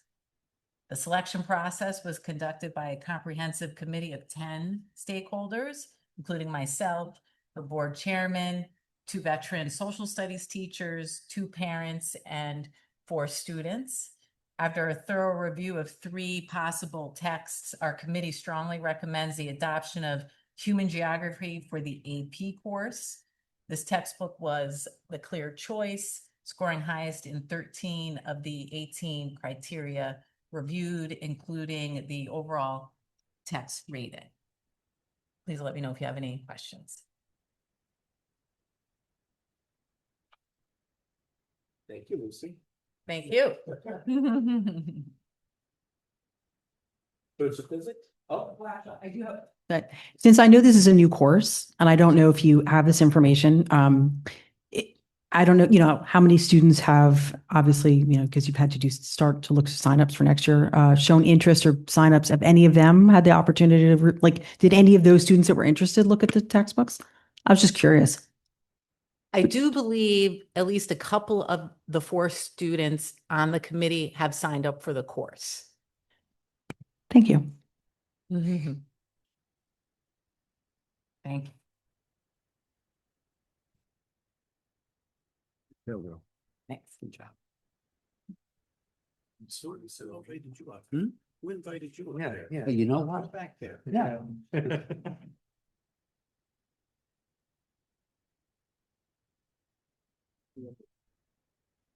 Good evening, everyone. My name is Sean Hoy. I'm the Science Program Administrator at Greenwich High School. And I'm here with Ms. Farnham, who led this committee. And she did a wonderful job. So I'm going to let her take it over for right now. And if I need to fill in anything, I will. Hi, thank you, everyone. I'm excited to be here tonight in person for part 2 of our tour through our NGSS curriculum books. The reason physics was held from that first day is because, well, one, in part, our NGSS standards are now only 12 years old, and the textbook companies were particularly late to the party. And so we've recently gotten NGSS aligned books, and this is a 2026 book that arrived the day the decision was being made for our committee. And it arrived in one of my colleagues' mailboxes that day, and he came running down to our committee saying, wait, we need to look at this one, because you could just see from the picture how striking these photos are. So we're going to start with on-level physics and the book that we ultimately decided to go with because of the phenomena. So a little bit about our on-level physics students. Physics is a little different than our first two, where we had biology and chemistry, and we have an honors version and an on-level version. With physics, some of our honors track students at the time, maybe they took honors chemistry, they move on to taking AP. So we have AP Physics C, we have AP 1, we have AP 2 that our students don't often take. But then we have honors physics and on-level physics. And with our on-level physics, we want to get them excited and college ready to do math in science in school. So what we loved about this book is really the amazing National Geographic photos and the phenomena. So it's the phenomena that captivates students' attention. And this book does an incredible job by using, I think, a lot of animal images. So there's a woodpecker in here that's tongue goes all the way back to the back of their skull, which is a perfect way to introduce our car crash unit. And why we need to design airbags, right? And the reason that they did develop that tongue is because of the force that they have pecking at the tree. Now, that is not in a typical physics textbook, but those stories are woven within this book. So we think this book is the best way to get our kids excited about learning physics, about learning to do math in science, to really apply our algebra and algebra 2 skills to the course. So our committee ultimately went back and forth on the books. We had very serious discussions about all of the advantages and disadvantages of both books, and there were many in both of the books that we chose. But ultimately, we thought it was the gripping photos, the explorer stories, the National Geographic explorers come in throughout this book. You'll meet the team who put Perseverance on Mars. And we just think that's going to be a great way to enrich our inquiry-based curriculum as a supplemental text to draw our students to our classes. Our honors choice, we did decide to stick with the recommendation of OpenStax. We thought that was a rigorous text that also prepared them to move on to whether it's AP Physics or onto college level physics in university. So that's... So I will just add one thing for the OpenStax. So one of the primary requests from our teachers was to find an online platform that was able to give different problem sets and more experiences for our students. And so we had thought we had found one, but at the time we shortly after found that resource was not available. And so I made a couple phone calls to some colleagues at other districts and was able to identify a program through the University of Austin in Texas, which Westport Public Schools uses as a platform that is very similar to WebAssign, which was the platform that we were looking at originally. When I shared that with our physics teachers and which could be used for literally all of our courses for science if we wanted to, they were very excited to see a lot of the problems, and they were like, this is going to be amazing. So we also were able to find a problem set platform for our physics teachers as well.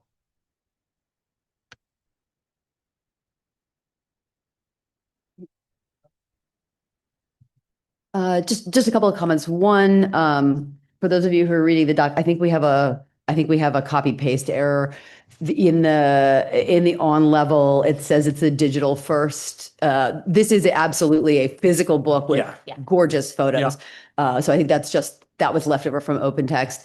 And I did just want to share on OpenText, which we've recommended for all three honors level courses.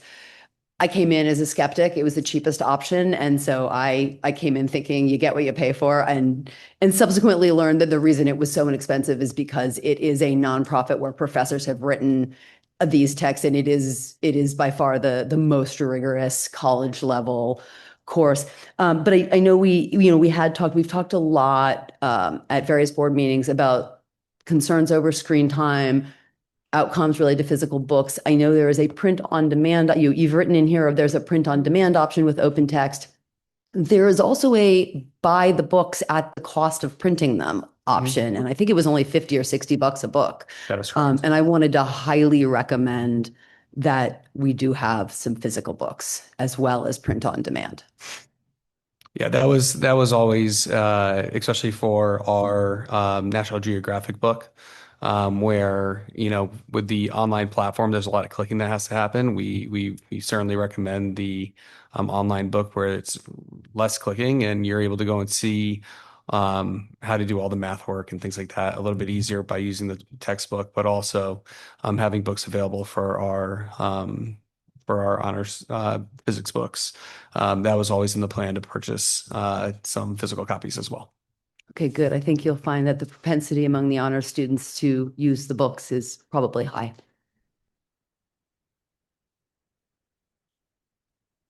Thank you. Okay.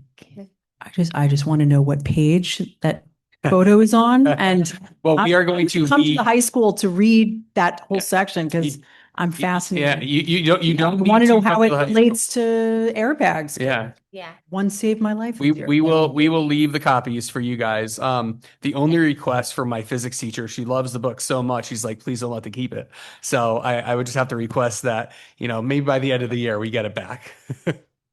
Oh, I can just come read it in your office for a short period of time if you prefer that too. But Absolutely. Anyway, and much like Karen was saying, I've been on up until this year every single textbook committee, and same thing. I remember when we were talking about open stacks, and I was just OpenStax, and I was just like, and when we did the deep dive, it was amazing. It's amazing what those include and the high level of people that are working to create the information in the open stacks. So it's by no means just because it's inexpensive that it's not a good option. Thank you. I just wanted to say thank you. You seem so passionate, and I'm so happy that our kids have such a great textbook coming to them in the fall. Thank you Thank as you. well. Thank you. Do you guys want us to leave this for you? We'd more than happy to. No, that's totally fine. That was lost. Let's leave. Yeah.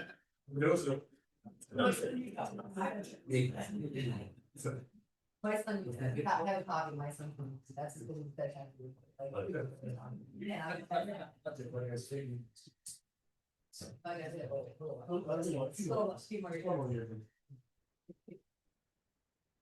Okay. So up next on the agenda is the board goals, last year's board goals, or the current year's goals, the ones we had this year. I think this is the second year. I remember doing this like this last year, and I thought it was productive.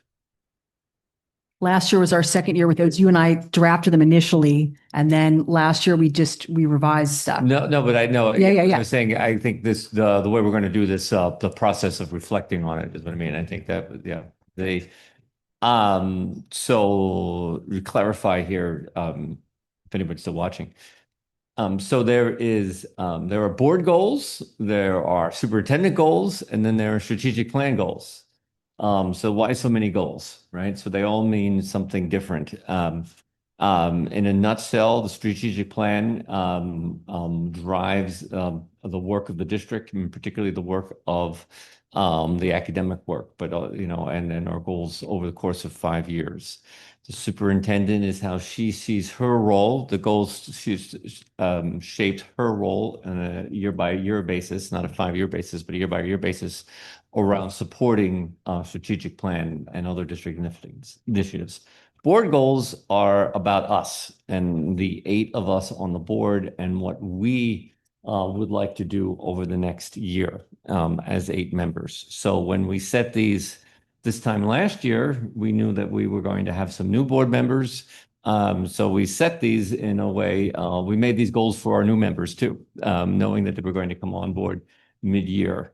And what we did last year, and what I was kind of hoping we would do again, if everyone will humor me, is kind of walk through one by one and have a little bit of an honest reflection, whoever wants to opine here, as we go through each goal on what we did well, what we didn't do well.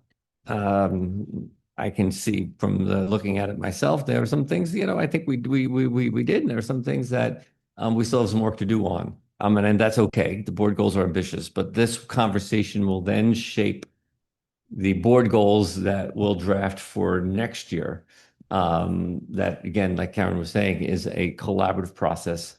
And then over the next month, as we develop what we want to do over the next year, similar format, but probably will change based on what we say tonight and what we want to do over the next year. Yes, any questions about that?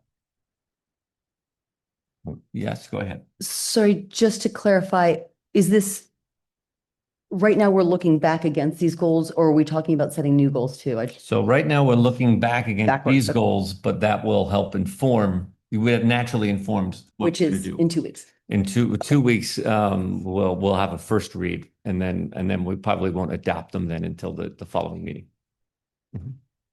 Yep. Yeah. Well, I was just, I had reviewed them also, and I think we did a good job of. Well, hold on, we're going to go one by Oh, one. I'm sorry. I'm sorry. I That's thought that okay. you were just asking for feedback on what we did. Okay. Oh, yeah, that's what I do. Go ahead. Yeah, because we're going to go one by one by goal, but please feel free to. Okay. Everybody good? Okay, then. So let's go. Would you mind? Is it is Michael back there? Oh, hi, Sophie. I can't see your things in you can't see your hand in the glare there. Go ahead. Oh, no, I thought we were starting with the first goal. I was going to say something. Are we starting with student learning and achievement? Yes, we are. Michael, Okay. would it be possible to put the board goal document on the screen so people can see it as we're talking through? So that was where my comment was as well. So Great. when we're ready for feedback, sir. let me know. Okay, so the first goal is student learning and achievement, which is striving to create a positive learning environment. And if you go to we will do this by, we set 3 bullets there. Evaluating board presentations according to the metrics, evaluating class size at all grade levels, and then evaluating the administrative structure of GHS. But go ahead, Sophie. Well, I guess it was the third bullet.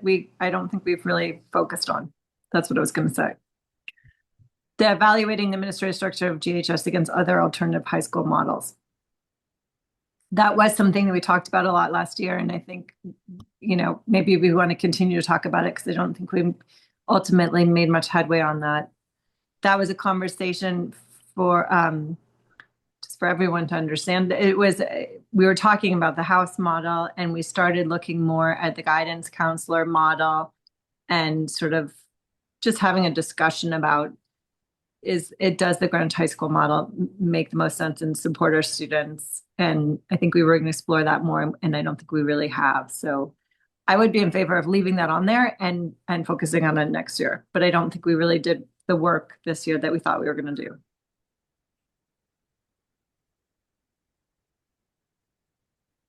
Dr. Judge, there were some schedule changes as far as the approach to scheduling at the high school. That's something you're working on. I think there are some scheduling changes. Yeah. I mean, so I don't know, maybe other people feel differently. I thought it was more about talking about the house structure. That was something that we had talked about last year. Maybe I'm misunderstanding the way that. No, I wasn't meaning to contradict you. No, I think you're absolutely right, Sophie. I think there were there were definitely some things, particularly around the house model and structure, that we were thinking about taking a closer look at. But there were some things that did happen. Yeah. Absolutely. Yeah, absolutely. We're doing a lot of work with the schedule. It automated for the first time this year. And, give Dana a lot of credit. She's doing a lot of the work behind the scenes for the high school. They're going the next level this year. I'm actually meeting with her. We've had a couple meetings. We meet again on Monday where we literally are going through, somebody asked about like the pre-enrollment. That's where we are right now, looking at all the pre-enrollments and really making sure that we're able to have a really good grip on the schedule, much quicker than what you can when you're doing it all by hand. So a lot of exciting work going on there. If you remember last year, and I think that's what Sophie's referencing as well, we have a consistency regulation that we worked on. We'll be reviewing that again over the summer. We also had a high school grid responsibilities, so that they went in and looked at what is each house administrator actually responsible for, who's leading, for instance, on AP testing, who is the administrator that's leading on certain aspects of the high school. And that's been very helpful as well. And we're going to continue that work. So, sorry, I was going to say, I thought we did a great job this year, and as did the administration, and making sure that all of the presentations that we saw were very focused on strategic goals, where we are, how we got there, what they're looking towards next. I mean, tonight's presentation was a perfect example of that. They were all talking about the growth that they didn't have, or areas that they wanted to bulk up, and the work that they did this year to show that that's where they're focused. I think that's fantastic. I was going to say, much like Sophie, we had added last year about evaluating class size, staffing models, and changes to start time, and what impact it may have on academic achievement and growth. Obviously, we were forward thinking with that because we wouldn't have had the data yet to really be able to focus on that. So I'm also thinking we should leave that on for next year. When the data is coming in the fall, we'll have some idea. I mean, just some of these points of pride that we saw, we've seen a lot of, growth over the year. But I think that'll be really important for us. And I think leaving that on, like I said, we were forward thinking with that, knowing that we weren't going to be able to do all of that this year. And I'll just add, that's part of automating as well.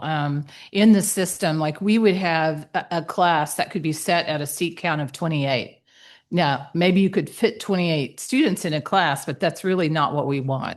We at the high school, it should be 24, which is the way it matches what's actually in the teacher contract. Then if we have 3 or 4 extra students, we have to talk about that. What does that look like? Just like we do in elementary, and we haven't done as much of that. We are totally on top of that now. Dana's updated all the seat counts for high school. And just as a reminder on the staffing model, Stacy Holligenthaler has a presentation coming. We only have 2 more meetings where she'll walk you through the staffing formula, because that's something the board really wanted to know. So I think you're making great progress on some of those pieces. And on that last bullet, I do want to mention, this actually came up at PTAC, the executive board this week. And, we had sent a letter out just about some of the student behaviors at GHS. And, we talked at this PTAC meeting about how it can be difficult when you have, let's say, sophomores, and you have 4 students, they're all kind of having the same mischief. In order to deal with those 4 students, you may have to go to 4 different houses and have 4 different people dealing with it. Is there a better structure? And again, we're continuing the conversation. Should we have a house administrator not throw out the house system, which I think is what threw the conversation off a little bit last year, but should we have an administrator that's over the freshmen? So we really know that they know every single freshman coming in, they're over the freshman orientation and we did that a little bit on the responsibility grid, but I think we can probably go a little bit deeper.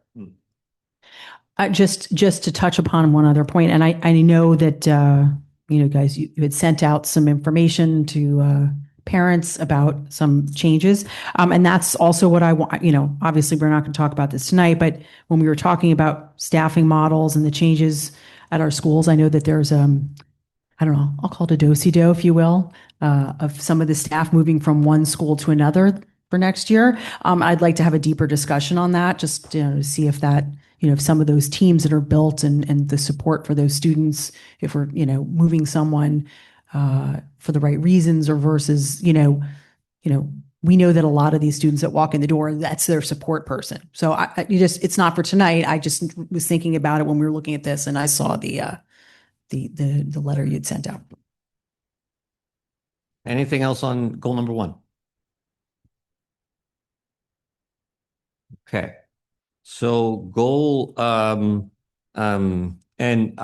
Sophie, Veronica, you're now little tiny squares in the corner of the screen up there. So if we don't call it, so try to interrupt us if I don't call on you, because I'm not doing it on purpose. Thank you, Mike. You're welcome. So the second goal is student support, health, and safety, continuing to prioritize support resources necessary to support the physical, mental, and social, emotional health of our students. We're going to do this by continuing to support community conversations around screen time, cell phone use, and other stressors, and then monitoring changes to the high school schedule, particularly as it relates to start time, flex block, and or morning and after school supports. Oh, I was gonna say, I thought we did a great job. I know we added because last year we went over the Greenwich Together survey. We really haven't gone back and reviewed that. So I don't know if we want to leave that in for next year, because again, they do that, they get a grant and they are working with our schools and things like that on some of those topics. So I don't know if we want to leave that in or not, but I know we were focused on stressors and other things, but just not on that particular point. Paul, I know you your committee been talking about screen time and whatnot, and you had the forum last month. You have to press the button. Sorry. So yes, I think we are making progress in that area, just with the fact that we are, we have the ad hoc committee set up and we're looking at these objectives.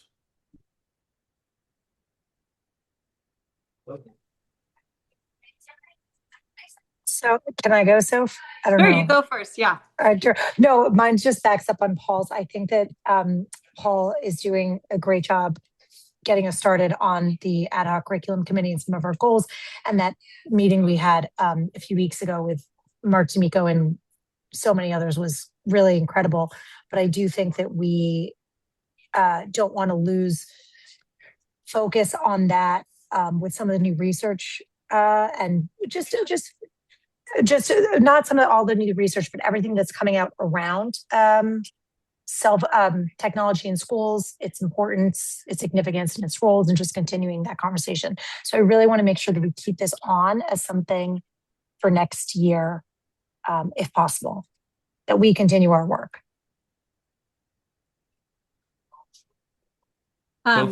Yeah, so I was just going to talk about the high school in particular, because I know, we instituted kind of like, well, we didn't do bell to bell. Instead, we had the hanging shoe holders in the classrooms this year.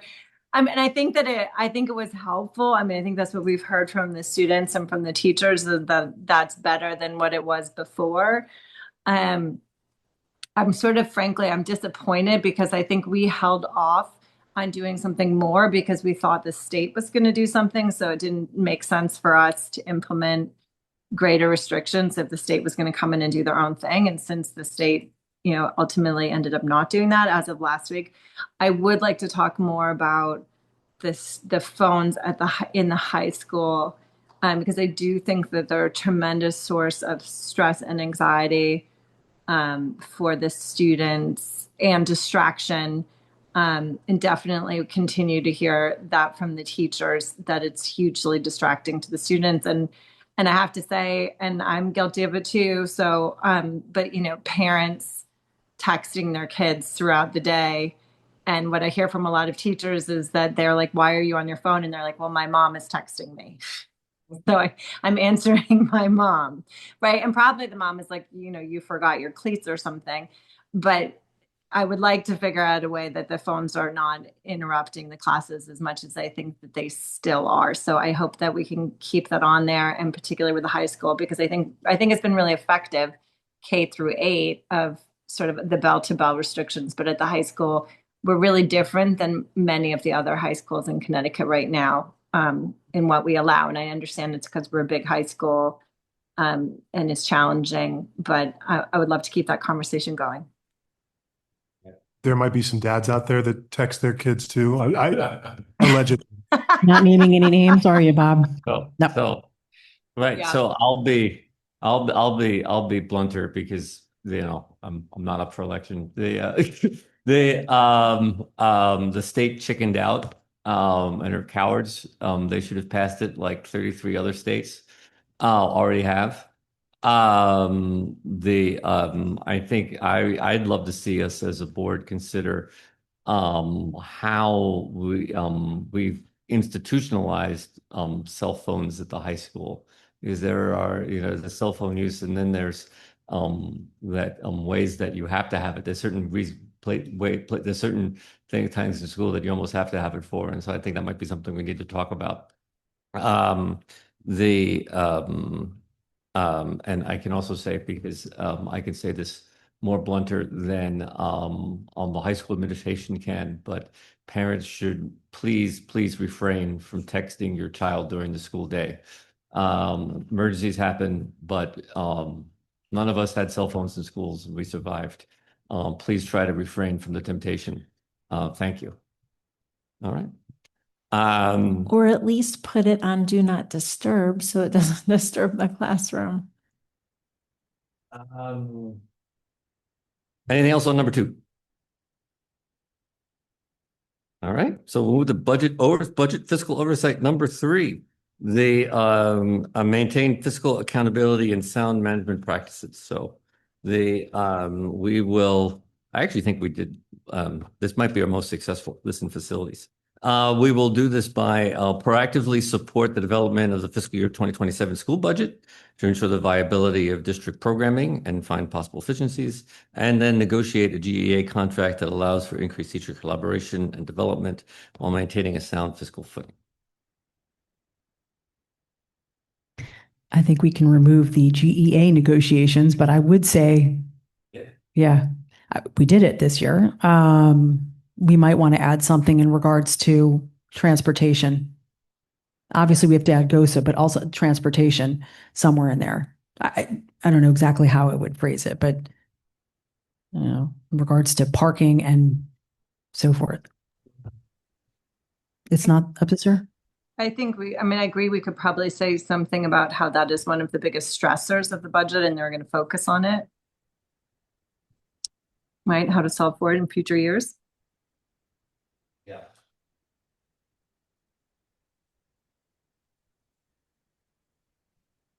Any other questions about goal 3, or thoughts or comments on how we did?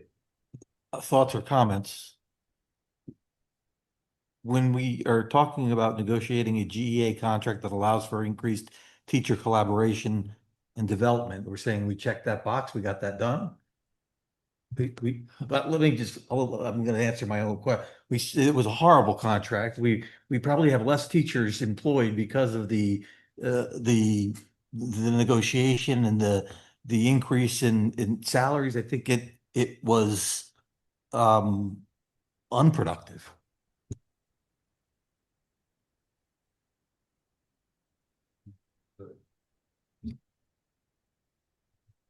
Well, my 2 observations on the GEA contract. One, I was curious what changed that allowed for increased teacher collaboration. And my other observation, and look, I was elected after this was already done and dusted, but I did notice that the most significant raises went to the most tenured teachers, and I thought the intent was of having the highest compensation of teachers in the state was to attract teachers to our district.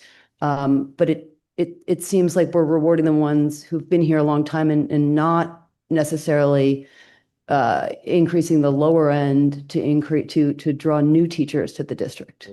So it just seemed contrary to what the stated goal was. Just as a reminder, though, any of the stuff that was discussed in negotiations is protect, especially with HR, it's protected because it was part of the, Well, but now- not the contract, contract's but the public. discussions were. I can speak to that, just I'm talking about the to outcome, though. to clarify something about just the GA contract. When you're on the top step, you're not getting a step anymore, so you don't, everybody else is getting increases from one step to the next, plus a pay adjustment.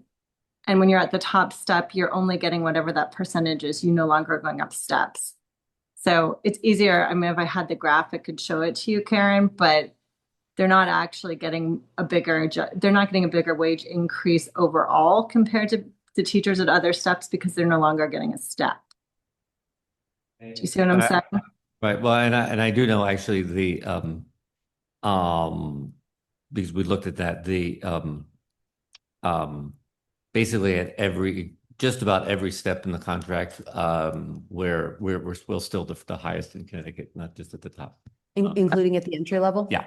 Mhm. Yes. Mm-hmm.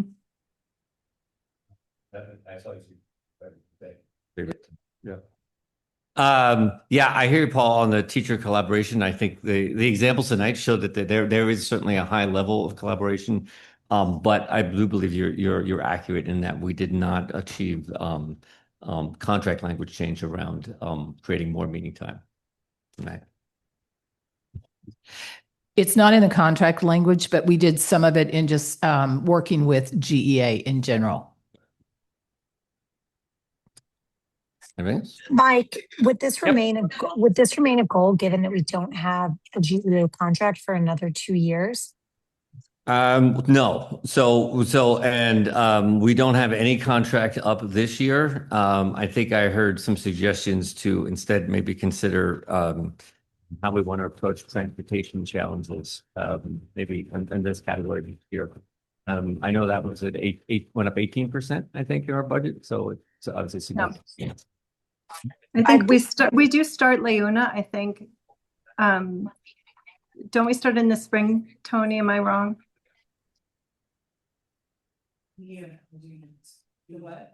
Are we doing LiUNA in the spring? I'm not sure of the timing, and I'm sorry, I don't think anybody's online that knows when the next contract's That's up. okay. I feel like maybe it may be. I knew something was coming up. Yeah, I feel like it may be. I'll double check. We're going to double check. All right. So moving on to goal number 4, facilities. And enhance and maintain district facilities to support innovative teaching and learning. We will do this by liaison with all building committees to support keeping the CMS, OG, JC, and Riverside projects on track and on budget. Compiling best practices for successful building committees and support the transfer of learning from one project to the next. And interfacing with the community and other parts of town government to build consensus around the future of the Havermeyer building. We got an elevator, apparently. Well, I think we had to add incremental funds for both Old Greenwich and CMS.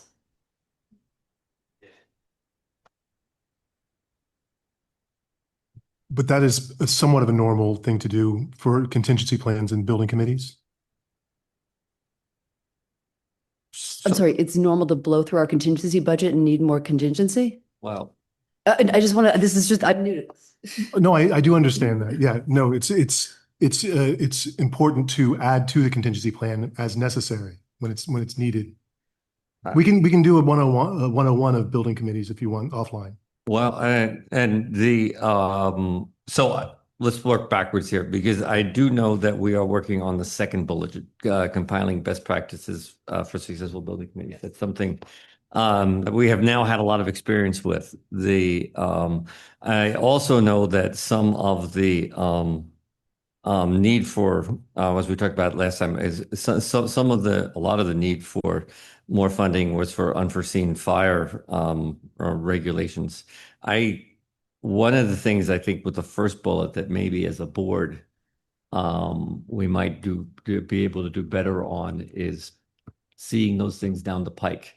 I think some of that was like some of us were surprised by CMS. I think that had to do with the transition. You weren't on the board committee when you weren't there when it came up because it was in October, November.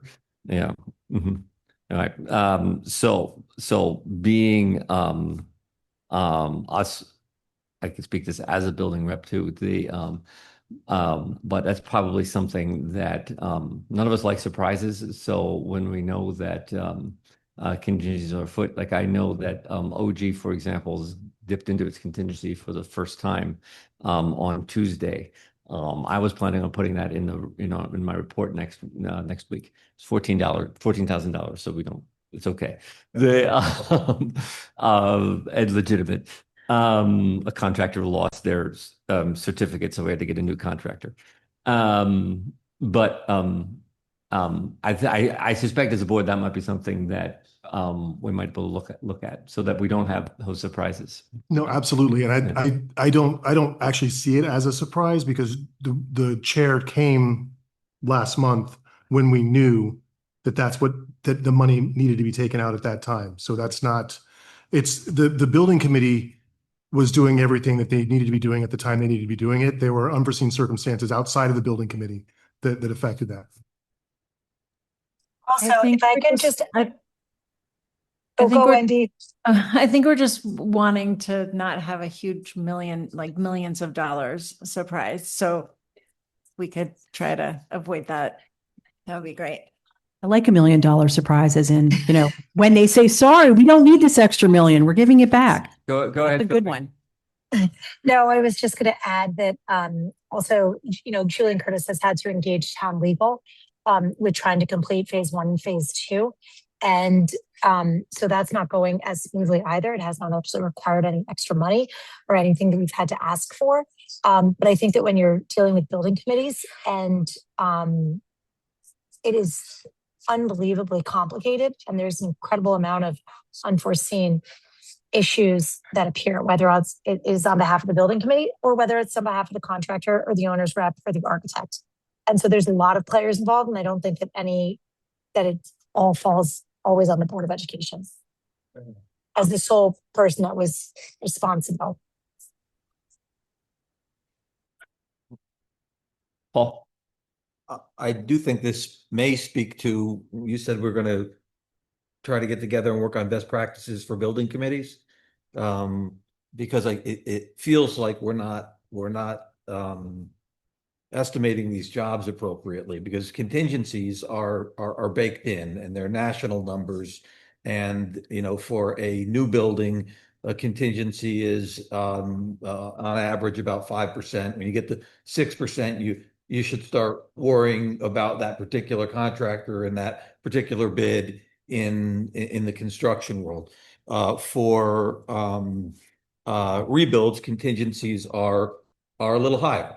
And we did see one of our building committees come to us in the earlier stages and increase their contingency because they had miscalculated it based on a new build and came back and said, look, we made a mistake. This is a rebuild. Rebuild contingencies are higher, but they are established numbers, and those numbers are established to keep in line estimate practices. There's an entire industry that estimates jobs and keeps track of lumber on a day-to-day, and that's why contingencies lay within particular windows. And it seems to me like we may have fallen out of that window in one or more places. And the fix to that should be better estimating. Now, I realize these are volunteer boards, and I applaud everyone that's there and that are doing their best. But I think I just wanted to bake this into the conversation so we all understand that contingencies are industry set rates, and we should be doing our best to run in the same excellence as that, and that's it. I might say, I know this isn't board goal related. And I was going to say, for those who haven't been on board on a building committees, maybe that's a topic for another, board retreat at some point, like going over the Goal number 5. I don't know Dr. the Jones, topic. You wanted to add something before we go there. Yeah, just to add, I mean, we do have a lot of projects going on, more now than we've had really since about the 1950s. One of the changes that we've made in the last, I want to say the last 2, maybe even 3 projects, we now have a professional cost estimator that is happening at feasibility. Some of these projects that you're looking at did not have that in feasibility. So the number that got plugged in was an architectural estimate of where they thought the project would fall. Now we've brought that forward. And part of that was working with the BET, who was wanting us to do that and move in that direction. So we are doing that. And if you look at probably the newest project we're working on right now, like the pool project, which doesn't show up on here yet, there's a professional cost estimator actually working on those numbers. Wow, thank you. I didn't want to say that because I didn't want to tell these committees how to do it. I'm not there, Monday morning quarterbacking or anything, but yeah, that's huge. I'm so happy to hear that. And I think that's going to make a big difference going forward. And what you're saying is we've got a professional supporting our volunteers who are doing really great work, and they deserve that support.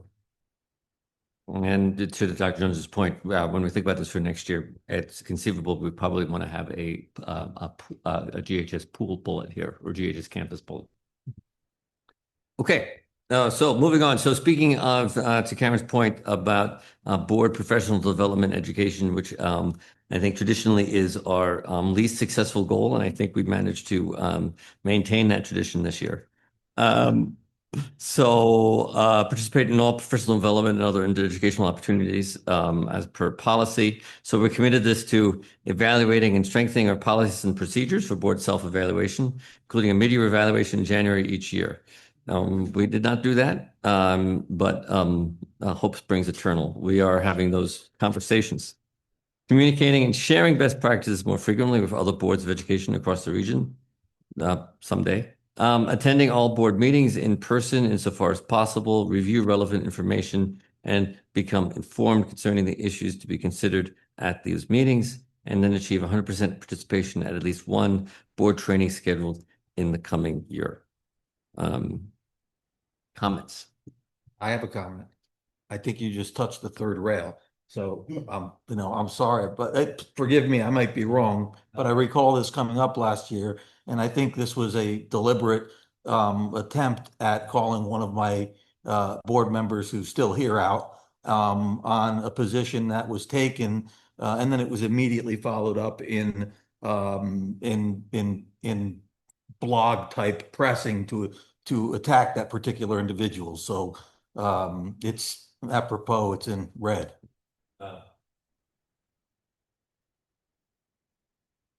Other thoughts? We did have our special education training this year. We did bring that back. So, okay. Any thoughts as far as Karen made one? Any other thoughts about professional development that we want to consider for ourselves for the coming year? Mike, are there any examples of other professional developments that maybe other boards do, or like, I wouldn't even know where to begin. So I think one thing that this Thank you, board Tony.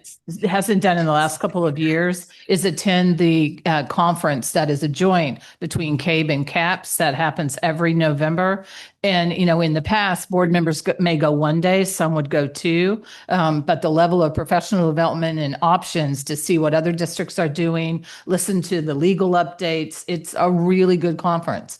And so if you can work it out with your schedules, I would encourage you to think about attending that conference. It's usually up around Mystic, at least 1 or 2 days. Yeah, I was going to say I've gone. It's exceptional. There's, tons of different topics. You can pick and choose whatever you want to go learn about. And it was a nice opportunity. We got to meet a lot of board members from all over the state, talk about CABE's goals for the year and what they wanted to do on the Hill as well and advocate for. It's a great thing, but also CABE offers online trainings as well. I've done a ton of them.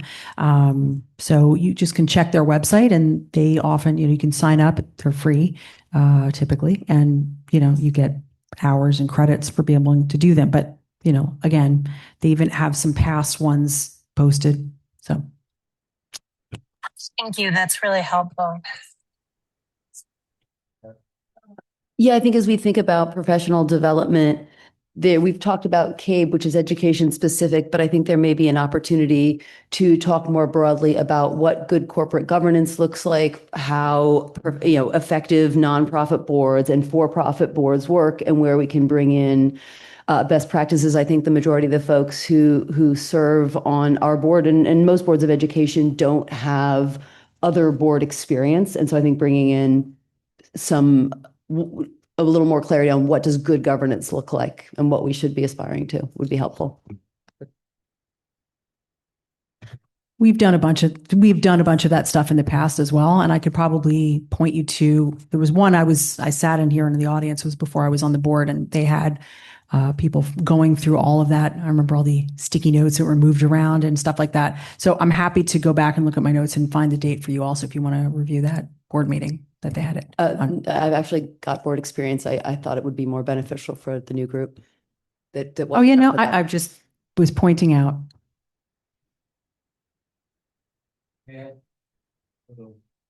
Number 5. Okay. Number 6 then, for the land of Plain here, board, district, and community engagement advocacy.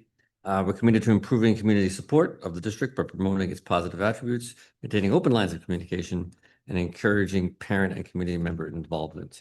We'll do this by supporting the onboarding of members beginning new terms this November and identifying and enshrining in board policy best practices for the board to implement, i.e. mid-year review of board goals, certain academic updates, evaluations, etc. I can tell you as the board, the policy chair, number 2 remains aspirational. It's something we're working towards.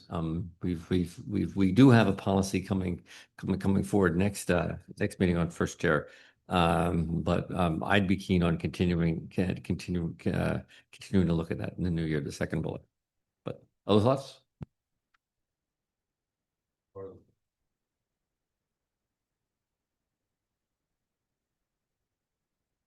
There are comments on how we did on the board goals overall. Thank you, Mark. I was going to say there were certain goals that we did not get to, but I was going to say I think overall we kept our eye on the ball, which was the most important things that we did were data, looking at the data, looking at the growth metrics for our students, keeping our eye on the budget, moving forward all of our, facility projects, because as we've all said, it's the largest number we've had ever at one time, and they're all moving forward at, a good pace. So I was going to say, as far as board goals go,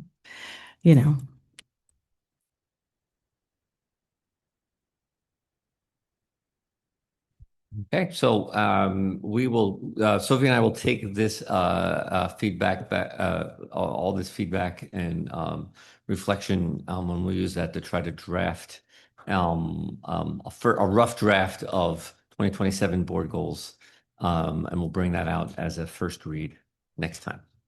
Okay. Moving on. Oh. ALP honors, honors and ALP presentation. Dr. Jones, this is all you.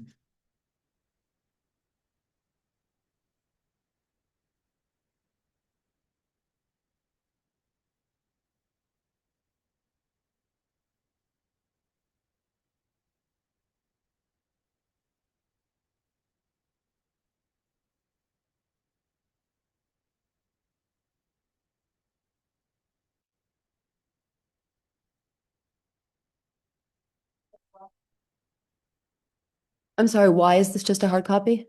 No. Okay. Okay, so the public will be able to see it? Oh, okay. I just wanted to make sure it was available to the public as well.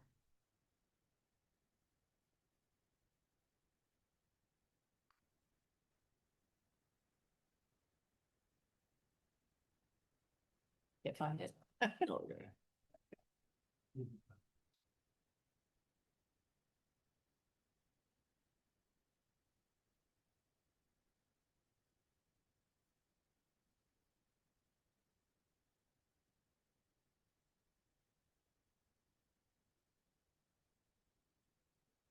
Thank you. I don't have to hold it, right? Like you can just. Yeah. So glad it's right here. I can see it. I'm kind of blind. Okay, I'm going to go ahead and start. This is the first time that we've had this topic actually on the agenda, which was a request. It was an add to the agenda plan this year. And it is a big topic. So I've kept us to about 40 slides. So I will try not to go too long, but it does cover elementary, middle, and high school just with these three topics. So we're looking at AP, honors, and ALP. It's not clipping. Right, one more time. I could do it from here if I need to. Okay. Let's see, okay. All right. I want to start just a little bit and talk about the history of AP because I think it's an important to understand. AP began back in 1956. It's actually a lot older than most people think. Started with 10 courses. Now AP has 42 courses as of this year. At GHS, we are offering 32 courses, the ones that we feel like are relevant for our high school. You have already approved 2 more new courses for next year, which you heard about one of the books tonight. When you look at the College Board mission, and this comes straight from their website, and I'm going to read it exactly as it is because I think it's really important to what is AP really? To make AP participation reflect the full diversity of the student population, not just a small, traditionally high-performing group. And I think that's really important. It is for all students. And their mission is to expand access to advanced placement, to remove gatekeeping and have more open enrollment for students, to support participation for high need students, for subgroups, financial access, making sure students aren't avoiding an AP test because they can't afford to pay for it, and then teacher training, expanding knowledge of how to reach and teach all students. When you look at the mission of the state of Connecticut, it doesn't differ a great deal from the College Board. We are required in Connecticut, the law requires that every local or regional school district provide an AP program. So it's not even optional in Connecticut. And they must have college level coursework opportunities for all of our high school students. And again, in the state of Connecticut, they expect us to have equitable access for every student, not just a few. And again, this is coming from CSTE's language. Gateway to college. They see that AP tests really do open the doors for all students to be able to go to college. And accountability. In the state of Connecticut, AP participation and success is tied to our state accountability. All of those slides you looked at earlier tonight, this is a component for our high school. They also have an AP Potential campaign, and over the last, since 2014, they have sent out tens of thousands of letters. They do it every year. Those of you that have a high schooler could have received a letter in the mail at some point in time encouraging students to actually enroll in AP, and this is a big focus for Connecticut. When we look at GHS, this is not a new slide, but because it's relevant tonight talking about AP, we have seen a remarkable 35% increase from 2021 in the number of exams that our students are taking, and also the number of students who are participating and taking the exams, which is pretty exciting for GHS. And especially if you think over the last 2 and 3 years, our enrollment is actually down slightly. So it makes that even more powerful. When you look at our data going back to 2021, what you'll see is last year in 2025, we had some of the best performance, again, kind of going along with what you heard earlier tonight. Back in 2021, we had about 11% of our students that would make a 1 or a 2. Now, if you look at last year, it was 3%. To have 97% of our kids make a 3, 4, or 5 is, again, and I know Dr. Marcanti Anthony recognizes that is a tough thing to do. I do want to note that, pre-calculus, which we're in our third year, was a new course, and it is fastest growing AP course, and it is reshaping math. And one thing I was so excited about right before school started is Greenwich High School was featured in Education Week. That's why Andrew's picture's up there, because he's quoted in that article. It also ran in the ISTE and ASCD Smart Brief. So having 216 exams with a 4.9 average, the highest you can get is a 5. So again, when we show this slide, or I'm presenting somewhere or on a podcast, people find this hard to believe. It truly, truly is a phenomenal result. So when you look at our diverse community of students, they graduate and attend community college, private, public, and Ivy League schools. And again, when we talk about all students, we are a school system who values every student in every pathway. Scholarship opportunities are available for those students, again, who need that assistance for testing. And students who earn AP scores of 3, 4, or 5 to gain college credit while in high school can save literally thousands of dollars in tuition. And that can be a game changer for some of our young people. If you look at the college credit analysis, AP credit policies do vary across higher education. And again, we have students who attend all 4 of these higher education institutions: community colleges, public universities, selective private universities, and Ivy League, all of them. So if you look at an example of universities and how credits generally count, if you're going to a community college, they almost always will count all 3s, 4s, and 5s. If you're going to a public university, they will usually count 3s, 4s, and 5s, where sometimes you'll find a little difference is in a 3. For instance, if you have a calculus AB and they make a 3, they may want you to go ahead and take that course if you're going to be an engineering major. They may want to give you credit and allow you to skip that if you're going to make a 4 or a 5. In selective private schools, they're a little different animal. It's rare they will give credit for 3, 4s, and 5s. Often they will. And the interesting thing is, in an Ivy League, they're the ones that generally don't like to give credit. They use it for placement, and especially when you're going into a higher level major. So this is the actual Connecticut state equivalency chart. And a lot of people don't realize these charts exist for every university across the United States. When we talk about Connecticut state colleges, this would be like a community college, could be Southern Connecticut State University. And the state of Connecticut actually, worked on this together as a system. So our students who make a 3 and they're going to those colleges, as you can see on the right, can get up to 8 credits. And again, that depends on what they need, what their major is, what they're going into. This is an example of a state college just up the highway, University of Rhode Island. And what you'll see, University of Rhode Island, if you get a 3, 4, or 5, they're going to give you credit.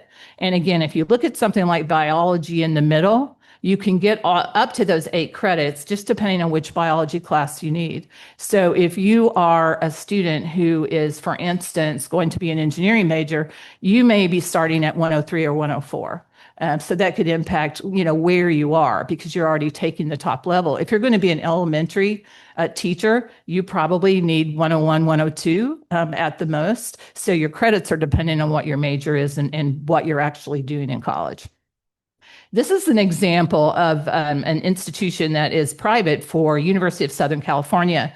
And what you'll see here is, in a school that is a private institution, they may very well give you credit, but I thought it was fascinating that they're actually kind of warning the students here, if you're going to go pre-med, that there are medical schools who will not accept exam credit. You're going to USC, they expect you to have a USC education. They want to know that you're ready for, when you take the MCAT, I'm ready for college, ready for medical school. So this is just to show you kind of the difference in what you get with these different levels. These are different colleges, again, just taken from their equivalency charts. You can see at Brown, it's pretty much placement. You go down to Connecticut Southern State University, again, 3s, 4s, and 5s. You can get your biology out of the way. Just a few more universities, University of Texas, which is a state university. University of California has a large system. So if you go to UC Santa Barbara, they have satellite campuses all over the place. They are allowed at the satellite campuses to tweak what they will accept.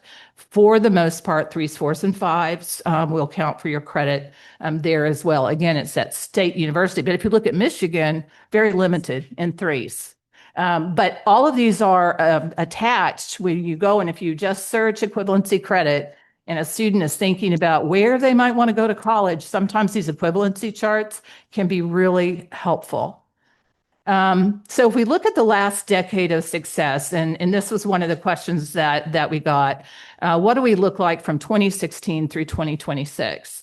So if you go back to 2016, we gave a lot of exams. Of course, we've always had a strong AP program, but again, you'll see 12% of our students back in 2016 were making 1s and 2s. 88% were the 3s, 4s, and 5s.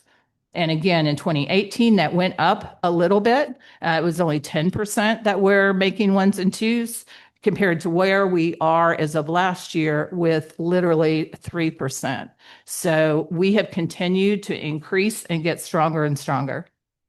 So one of the questions also was, can we just compare over time for every course?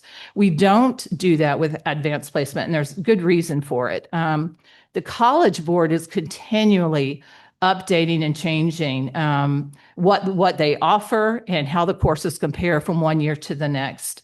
The way that we compare for an AP course is to look at that year that the test was given. For instance, when we get our results from 2026, what was our national annual performance? That is the preferred metric, because if the test changed, we want to know exactly how we compare to other equivalent schools across the country. And benchmarking against the current year's national average provides a more accurate reflection of relative student success. And within a high school, they also do that even from teacher to teacher. If we have a brand new AP teacher teaching AP US history and their scores are vastly different than their colleagues, we want to help them grow and try to figure out why. And again, from year to year, you can see one particular test go up, one particular test go down, because they do rewrite the test every single year. Some of the overhauls that you see with AP, and again, we've been in one of the largest wave of reforms in the history of AP since 2015. The full course overhauls, AP subjects that are brand new, rubric revisions, digital testing, curriculum narrowing, and deletions and replacements. And some of those changes, this is just meant to be an example. There's way more than what's on this slide. AP Physics B was replaced, and now you heard the team talk tonight about AP Physics 1 and AP Physics 2. It was split into 2 pieces. I expect that could go through another change, because this change didn't quite do what College Board was hoping it would. The World History and Computer Science Principles. Computer Science Principles was added, trying to get more young people into the tech field. There have been major rewrites for AP World, which was split. And then, of course, in 2020, if you look at that year, very different. It was only a 45-minute online exam due to COVID. There was no free response. And some students across the country were taking it in their bedroom and in their studies. So that year, we really don't compare at all. And 28 exams in 25, 26 right now have been moved to the digital format. And we are in the middle of, again, the digital conversion era is what they call it. And it's the largest shift in the history of advanced placement with a full-scale conversion. And right now, several of the exams are still hybrid, which means your multiple choice is actually online and your free response may be actually still written, but they're about halfway through the conversion. I want to touch on now honors, which is also something else people wanted to discuss tonight. So there is a difference in AP and honors, and I just want to say Greenwich High School has an incredibly robust honors program, but AP is considered more rigorous and preferred by colleges, and there's a reason for that. And it's because AP is based on national standards. So everybody in the country takes the same assessment, they have the same pacing expectations and the same content. If you don't get through the content in an AP class, your students probably are not going to do well. When you look at honors, it is totally driven by not only local standards, but I'm going to add teacher standards from class to class. And some of you that have high schoolers probably know that. GHS does have a great reputation. So I want to make sure I say that for high level honors. And when they look at our profile, again, depending on which one of those 4 higher education opportunities that you want for your child, they may know Greenwich High School well enough that they'll say honors is fantastic. But if you're looking to go to an Ivy League, they're going to look differently at AP and honors, even from Greenwich High School. This gives you an idea of what it looks like. And this is next year's pre-enrollment. And I wish I had brought pre-enrollment. Somebody asked tonight. It's actually in my office on my desk. But this one is just looking at next year. How many students are taking honors, for instance, in biology that are pre-enrolled? How many AP students? And what you see, it's about 25% of our advanced students that are in AP and 75% that are in honors. And chemistry is exactly the same. When you get to a subject like US history, AP US history, it's about 50-50. And you just would go subject by subject and be able to look at those. So I think it's important to note, and this is a Joe Kelly slide, I'll dedicate this to him. He was always into national high school rankings. And I think it kind of supports what I've just said about how colleges look at it. So do the rankings. We are given 0 credit in the rankings for our honors classes. So if you're looking at a U.S. News and World Report or you're looking at the niche, again, that you get a factor of 0. They care about AP exams or IB, International Baccalaureate exams. Our honors, and we have a robust honors program, don't help us in this area. So if you wonder why we're never going to be number 1, that is a factor for us, and that's okay. We have a robust, wonderful honors program, but I think we need to educate people more that it does impact our rankings. Now, when you look at the overall academic tiering, I just want to point out Lexington High is in Massachusetts, and it's a school that kind of I can benchmark us against. I watch and see what they're doing, and you'll notice in U.S. News they're ranked 118. Greenwich High School is 419. That does not mean that they are outperforming Greenwich High School. What it does mean is that Lexington has half the honors courses that we have at Greenwich High School. So they kind of force their kids into the AP strand. I don't know that they do it intentionally. It just happens. And so it does push them up in the rankings, even though we may have equal or better than performance when you look at a ranking. Is it wearing out? Yes.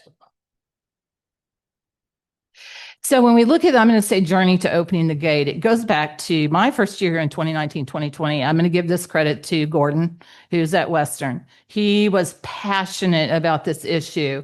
And it was really, he had kept data for several years about his students going into the high school. And he felt like we were gatekeeping and not allowing students who had the potential and really could be on the advanced track in Greenwich High School.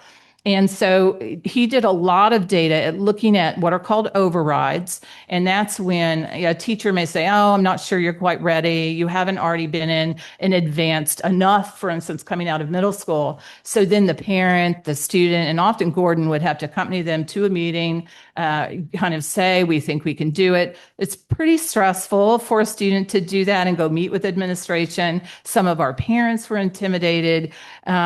So when we ran the data and we looked at our 9th graders at the end of the year for overrides versus teacher recommendations, there was absolutely no difference. And a matter of fact, I remember very vividly, there are only about 4 students that really weren't doing well at all, and they were pretty well split evenly. 2 override kiddos and 2 that were recommended. So that really helped us by looking at the data. And that's how our decision-making has been made.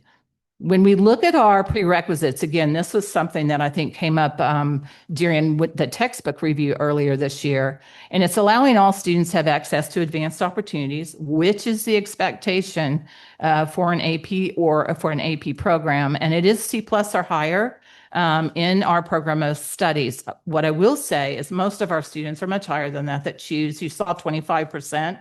Very few students who have had a C+ are going to jump into an AP class, but On the middle side of that is that it is crucial if we're not going to have really strict grading consistency for teachers. Because I think any of you that have high school students know you can have a student in one class, they might have a B+, and they might have the teacher next door, and the way they count homework or the way they count their assessments differently, they could have a C+.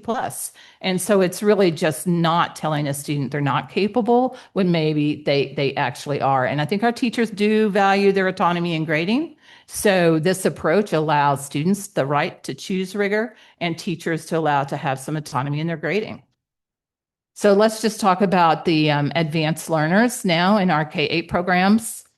The history of ALP has a long-standing commitment in Greenwich. And when it was established, it was a legacy of gifted education, which was really to challenge and inspire students. And our comprehensive offering now in elementary is tailored for grades 2 through 5 across various disciplines. When you look at the historical aspect of ALP, it started in 1961, 1962. And I credit Barbara O'Neill for the amazing work she did. There's a historical report that she wrote back in 2003 where this data was able to be pulled from. And she had more than one report we could find. But it began as a special workshop class, which was just enrichment, started with 5th grade. And then the next year they added 6, the next year they added 4. It eventually grew into the TAG era, which is talented and gifted. And if you talk to some of our coordinators, they were in the TAG program. I won't name which ones. And it was based on the 98th percentile model. We can surmise. Oh, you can? And it was based on and I think this is really important because originally, if you go far enough back, it was based on the 98th percentile model, which is typically what you see for a gifted program across the United States. It's usually 97th or 98th. But by 1980, we moved, Greenwich did, away from that model to what we see now, which moved beyond just an IQ and student achievement testing for identification. And that was a very conscious decision we made. And I think we should be very proud of that. We have one of the strongest advanced learner opportunities starting in elementary. Can't find anybody else, even in this region where we have high performing schools, where they do what we do. And this was established firmly as an enrichment approach. And when we look at the 1988, we actually made a structural shift. It used to fall under special education, and that was not unusual in the 80s. I had a special education degree. I was certified as a gifted educator. It was part of, because it's unique learners is really when you think about it. And then it moved to a center-based model. Then we moved to the advanced English language arts in 2002, 2003, which is now known as just advanced ELA. We don't use that ALP term in middle school. And we had a shift to ALP terminology in 2003 with the grade 2 enrichment grades. And that's really goes all the way back to where that model started. Through the years, you can find shifts, usually budgetary impacts, where you've shifted one way or the other, but this has been pretty consistent. Our current assessment for ALP is really 3 assessment components. The first one is aptitude, and in Greenwich we use the COGAT, and it's administered in the fall of 2nd grade, and that shows up on those assessments that you see in the fall. Qualitative is looking at performances and assessments that are embedded in our general curriculum. We also have our NWEA, which is the standardized achievement assessment data. So again, there are 3 different components. It is a multifaceted approach with core assessments, parent-teacher input, classroom performance, and the criteria is based on local norms. So Greenwich norms, which prioritizes student potential within their specific school or environment, and it starts with the top 10% of the grade level within the building. And it's pretty complex, and I'm not even going to try to channel Bonnie when she's not here. If you decide you want to have a lot deeper conversation, it is very complex, the work that happens. So I do want to note that in COVID, there was an adjustment. And I think this is a little bit of a hangover of what we hear from some parents who say, oh, I'm not sure it's as rigorous. And that is because during the full of COVID, 2020, 2021, our main goal was getting schools open. And we did that. But we also had to be responsible to COVID mitigations, movement around the building. So if a student qualified in just one area like math, they also stayed in that same room, same cohort of children for ELA and science. Those students were grandfathered in, which means if they were like that in third grade, we weren't going to tell them in fourth grade, you're no longer gifted or no longer ALP. So we let those kids finish out their elementary years. But the only adjustment in many years for K-5 occurred during COVID, and that's it. The qualification process is just as vigilant as it always has been in elementary. When you get into middle school, advanced courses begin in sixth grade. We have ELA, math, and science. I intentionally didn't put world languages on here. We have lots of different levels there, but these are your core subjects. And the enrollment drivers, again, it's multifaceted, standardized assessments, classroom performance, parents, teachers, elementary out participation, advanced math track, and summer prove to move. And I'll have a slide on that in just a minute. And it really is a collaborative placement process. When we look at some changes over time, probably the biggest change in middle school has been science. And I know Karen Hirsch would have remembered because she was sitting in the audience, I think, when the board discovered that the advanced science had been changed to be more a differentiation-based class. And they didn't realize that. And I was actually brand new and didn't know what in the world they were talking about. So the board wanted us to get back to actually making sure we offered advanced science. And so we made that change. And really in 22, 23, it became more robust like what you see today. And 0 hour was established for those students. And when we talk about 1%, 2%, those kids that are really high performers that need something different, they do go to the high school. And, you know, we have our middle schoolers, if they need pre-calculus, they're taking pre-calculus. And then we also started research at Greenwich High School, which is another level above even the advanced science that's offered in middle school. And again, you won't find this anywhere else in the region, and it's very, very rare in the country. This is the middle school math pathways for an online student versus a single acceleration or double acceleration. And this is what happens really within the walls of our middle schools, all three schools. And that 0 hour I just mentioned is where, okay, it's getting beyond the walls of our middle school. They need to be at the high school for math. This is what we call Prove to Move, and there are lots of options. They can take a bridge course in the summer. They can take summer algebra, which provides the opportunity to accelerate to geometry, and it covers all of the standards. These are rigorous summer courses. Summer geometry, again, same thing to be able to get into Algebra 2. And we also offer a test-only option. If you are going to be in Spain all summer with your family or, you know, on the other coast visiting grandma and helping out with stuff, and you're doing a self-study or you enroll in an online program, you can come back, then take the assessment and still be able to prove to move. So I just have 3 more slides. And so this one is really, again, wanted to see what is the percent of students in advanced classes at each middle school. And I think what you'll see is obviously Eastern has more students, but there are also more students who enroll in advanced classes at Eastern than we see at Central and Western. But again, these aren't huge, big percentages where parents are just jumping into advanced classes when students aren't prepared. It is a collaborative process. Teachers and parents and students do work together. This is our 6th graders. 7th grade looks, again, very similar. And this is our 8th graders. And again, you have those slides and you'll see our 8th graders as they're moving through. Probably more students prove to move and things of that nature by the time they're in 8th grade. So it does go up a little bit. But we have a very robust advanced program for our kiddos.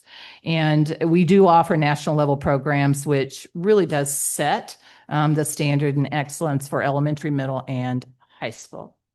So I will do my very best to answer questions, but if I don't know the answer, I am channeling my very old job. I used to be a chief academic officer. I was an AP coordinator and I was certified and gifted, but it has been many years.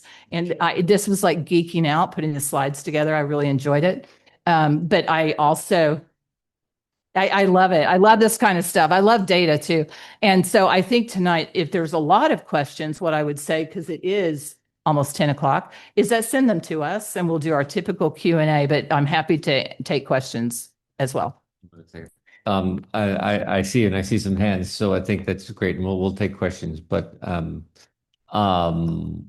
just before we get to questions, thanks for this. I appreciate the comprehensive approach here. The one thing I might suggest when we send this out, I know we always send out a notice about the Board of Ed meetings and the video, watch the video and things. Since this is such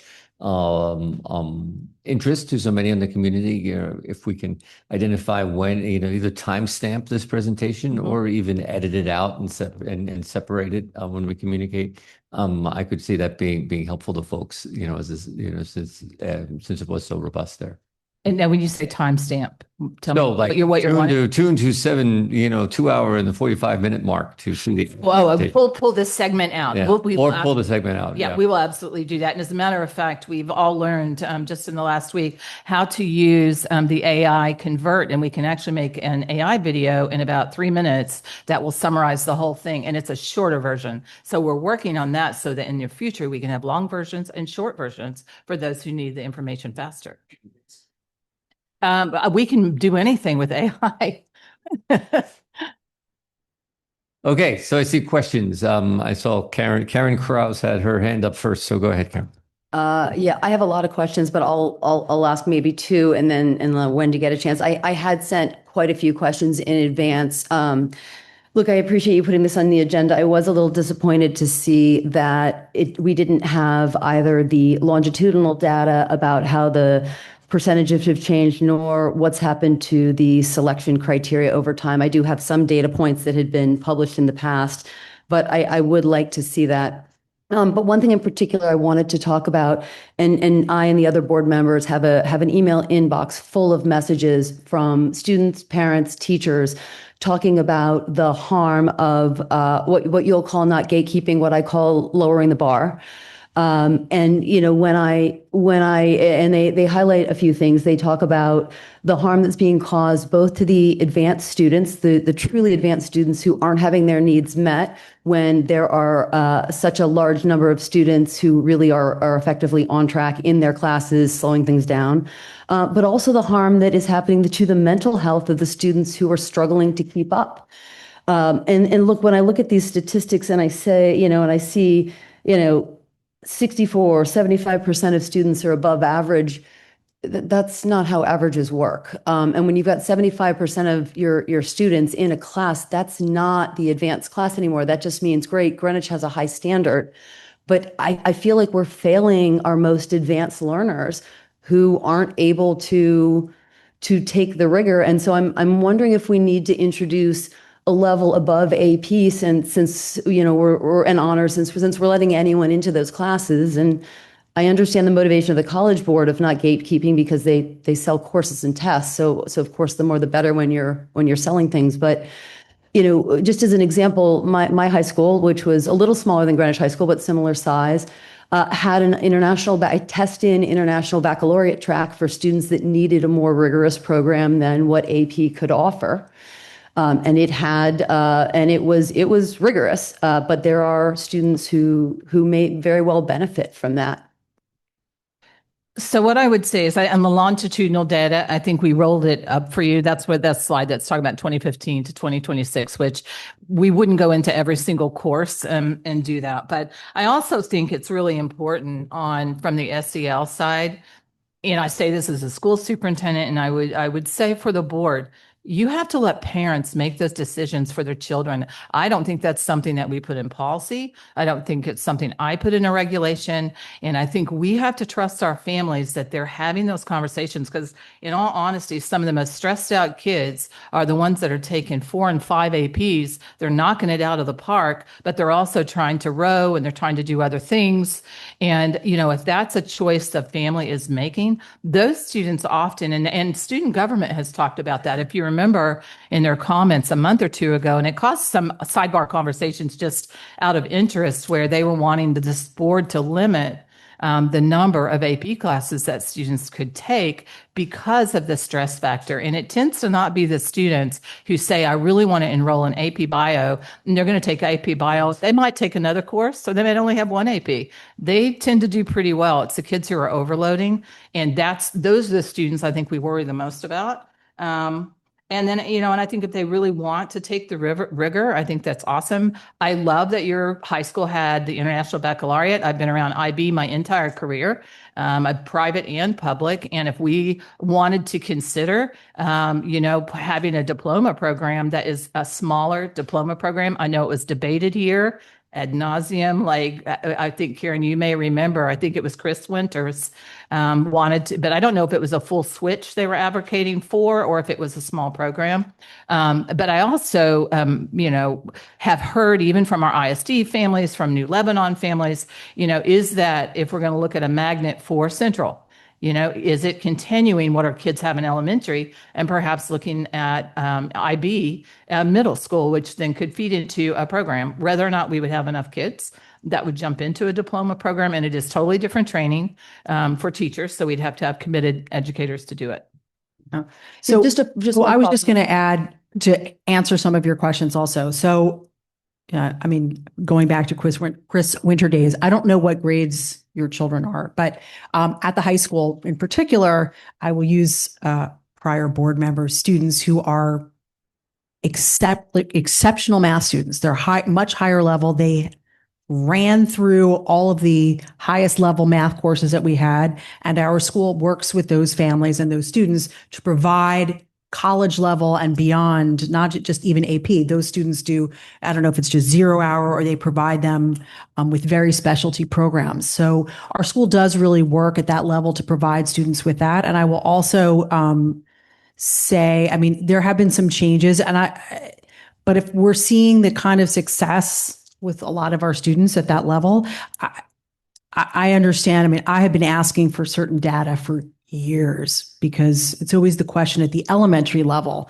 more so than at the high school level. And I'm like, if we look at the students that are taking AP and doing well on these AP courses right at the high school, and then you track them backwards, right? So if your kids are getting 3s, 4s, and 5s at APs, and you track them backwards, were they in ALP in middle? Were they in ALP in elementary? And we are able to say 50% of those kids were in ALP in elementary and or middle, and 50% weren't, and they're still having the same success at high school.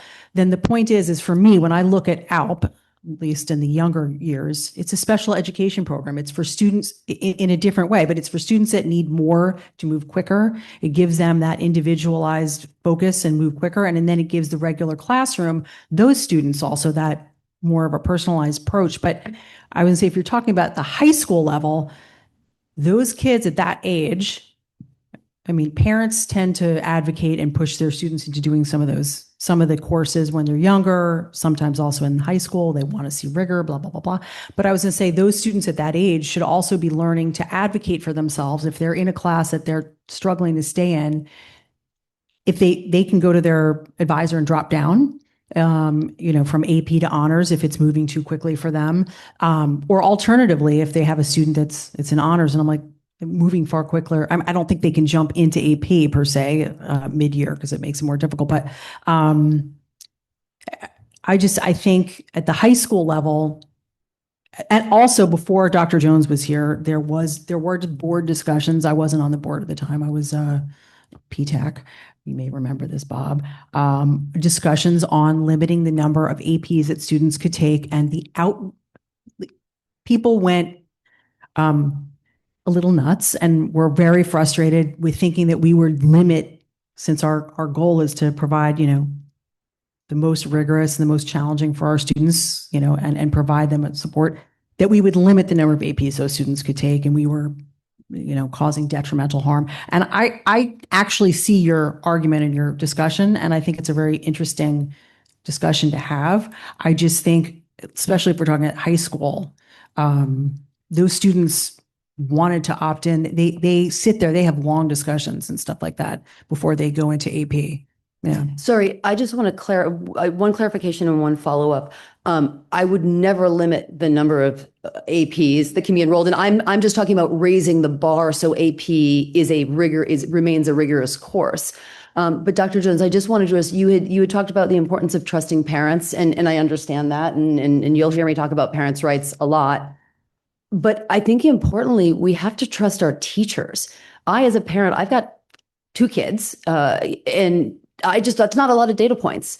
The teachers, and everyone thinks their kids are fantastic, and they should, but the teachers are calibrated. The teachers have seen hundreds, if not thousands of students. They understand the caliber of the class. I think we need to go back to having this be based on teacher recommendations, not on family recommendations. I just don't think our data says that. I really don't. And I know we could debate that. And if you're a teacher and you always, taught the top 2% when we had more gatekeeping, is it an easier job? Absolutely. And I say this as somebody who's married to a high school teacher, taught AP for more than 20 years, AP physics and chemistry. And it is a hard job. It's not easy, the preparation that goes into it. But, I do think we do look at teacher recommendations. They still give their recommendations, but ultimately, even when I was a teacher, and I saw it when I was a middle school principal, I would have kids coming into middle school. They really wanted to take advanced math. The teacher would be like, it's just not right for them. They wanted to do it. And then they would end up being like the number one person in the class, because it's driven, by what they really want and want to succeed. And I think that's really important. So, Sophie, I see your hand. Thank you. Yeah, I just wanted to say, I think I have a little different perspective. I guess I know a lot of people have had high schoolers go through it. Karen has, right? I'm about to have my third one graduate from Greenwich High School. The gatekeeping that I see, what functions of gatekeeping is high schoolers really care what their grades are. And so do middle school students. So if you're in a class that is too hard for you, you're going to get a bad grade. And so you're not going to stay in that class. So I'm sort of confused, honestly, by some of the emails that we got from a lot of the parents, because I think the classes at the high school, the AP classes, are incredibly, incredibly rigorous. And the kids find out really, really quickly in the first few weeks of the semester whether or not they're going to be able to do the work. And a lot of kids drop down. Like, they'll be in AP bio and they'll be 3 weeks in. And I know that, a lot of times the teachers say, okay, this is when you need to make that decision, right? Like, are you wanting to stay in this AP class, or do you want to drop down? And there are always, especially I would say in the science classes, there is often a bunch of kids towards the beginning of the semester who say, you know what, I'd rather do the honors, because I'd rather get an A in honors than get a B or a B- in AP or something like that. So there is this sort of natural gatekeeping that happens that maintains the rigor of the course. I don't think the teachers at the high school are waiting for anybody. Like, those classes, and I mean that in a good way. They are incredibly rigorous, and I've had 2 kids, take a lot of AP courses and now go through college at very competitive colleges, and we're extremely well prepared by those classes. Wendy? Yeah, I think Karen and Sophie both made great points. You did too, Karen. But we all have high schoolers that have taken these classes. And even when I circled back with my one that came home, I was like, do you feel like you had children in that class that couldn't handle it? And he said, no, everybody, you want to do well in it. And if you're not doing well in it, then you want to drop down. And so I think that's where that gatekeeping kind of comes into play. I do worry about the stress, because I have had their friends being very stressed out because, to your point, they're doing sports and they're taking 4 APs and it's a lot. So I do worry about that. And I do think that's more coming from the parents. And, we are Greenwich, Connecticut. We are highly driven kids and parents, and we want our kids to do well and go to great schools. I do want to just look at this graph on page, 5 years of AP data for scores 3, 4, and 5.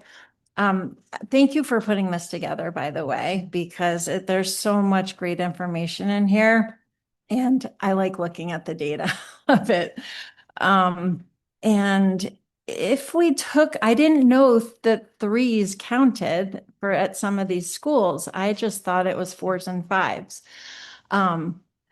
Yeah, I know. And so, 4s and 5s was what I thought. So if you took out the 3s, I would love to see how those percentages change. Would you be able to share that with me? Just to see. I think that would be really interesting. Yeah. Yes, we can absolutely pull that out for 3s, 4s, and 5s. Yeah. It may take me a little while just because I got to go back and pull all the data, but no worries. Right. So I did hear Dr. Jones suggest emailing other questions and thoughts and around the presentation. That said, does anybody have any burning comments or anything they want to add? Go ahead, Bob. So I just want to say one thing. I thought that was so interesting, the prove to move. Are students doing that in middle school to then be able to take the AP classes in high school? Because I feel like, or to catch up to maybe peers where they feel like, and sometimes probably their parents, but the students themselves feel like they could be in this class or they could be in that class. Do you feel like that's? Yes. You could also call it the race to calculus. I was just going to say my daughter was one. She had a summer where she took a math course of her own volition. I was like, okie dokie, and use it to like double or triple jump, whatever, in math in high school, and got I think it was a 4 on BC Calc. That's amazing. So, you want to say something? Oh, I was just going to say, I think what you just said about the equivalency charts, there are many, many families that don't even know those exist at the universities. And if you literally just Google the university name, AP equivalency, you can find out. And I think it could be so much more helpful for families in choosing. I love both of these schools. This one, I'm going to be able to get this AP credit. This one, I may not. Could actually really help families. It just helps in planning, but you'd be surprised. They've been out there for years and a lot of people don't know it. Can I just say one more thing? I did like Karen's idea of maybe bringing in an IB, because to your point, if we are letting more people take APs, we are maybe we aren't, but maybe College Board is maybe making it a little bit easier for children. Just to add on to that, we did have IB, which was, I think it was at Western, to allow for students who had IB at elementary to be able to continue that education at Western. And the kids were not coming to Western for IB. And, the teachers were trained, and they finally switched it over because it just wasn't as successful there. So I think if we're looking to do something like that, it would be something we would really, need to have buy-in by the teachers, but more importantly, something we really should go back and look at some of the data that we have, because And I think I know it wasn't successful. That's all I was just going to bring up. So there is one. Get the last word. There is just one important distinction, though. IB, as it was run at Western and as it is at ISD, is a random lottery. What I was describing in my high school experience, which I'm very grateful for, was a test-in program. We had IQ tests, we had our grades, we had application essays, and we had teacher recommendations. So it was to serve the students who truly needed a very rigorous program, not the ones who lucked out in the lottery and had kind of an IB general global view. This really was meant to be a much higher level of rigor. And so that's a different value proposition. Can I say one thing too? I think it is important to note, if we get into IB, it's not considered to be more rigorous. It's different. In my high school where I was in Virginia, we offered both. We offered AP, and it's the largest IB high school in Virginia, oldest standing high school in Virginia. And they're very different. They approach how things are taught, how the tests are given. They're just very different. But I think exploring that, we may have people that would be very interested in that. Okay. As compared to the prior schools. We're done. Okay. So let's move on to the agenda plan for 26-27. Dr. Jones, you're just moving seats here, but you're still up.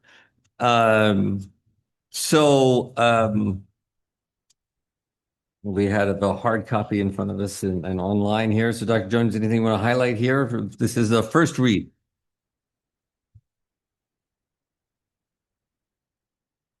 So the new reports that we did, that we added this year stayed on. So if we added something, at the beginning of the year or going through, I will note in September 24th, the first business meeting, I did add information updates, which kind of goes along to what your board goal was, because the building committees are like full steam ahead this summer.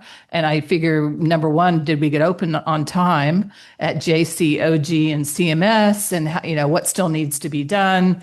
So I added those on. The one thing that is not on here, just to note, is we will have obviously things that will get added, like the pool. But I don't have any idea where that's going to fall. But other than that, those are really the biggies.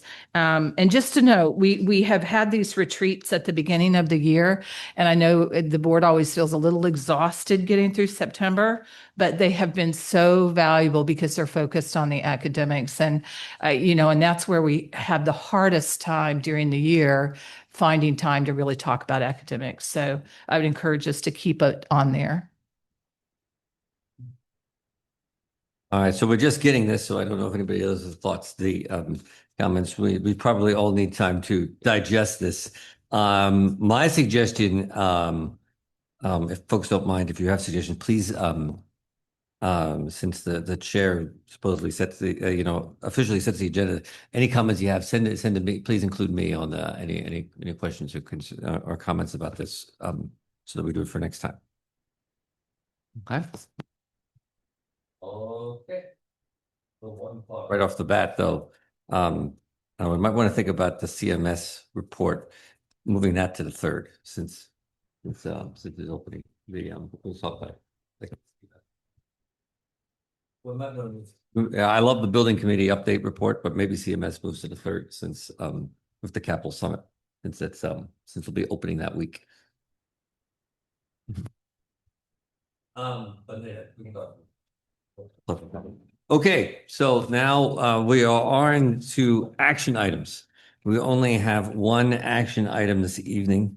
I will make a motion to put it on the agenda. So I would like to make a motion to provide the chair authority to execute an amendment of Dr. Jones's contract with an agreed salary increase of 3% on her total compensation.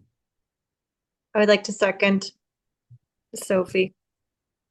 Let me read that one more time. Thank you, Sophie. So I noted the second. Let me read that one more time just for probably Michael's benefit.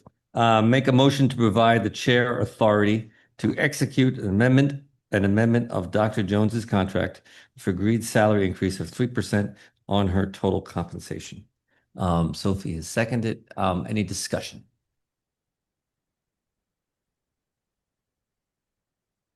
Hearing none, I will call the question. All those in favor? All right, that is unanimous. Motion passes 8-0. All right, is anyone like to make another motion? Make a motion to adjourn. All right, Bob makes a motion to adjourn. Wendy seconds. All in favor?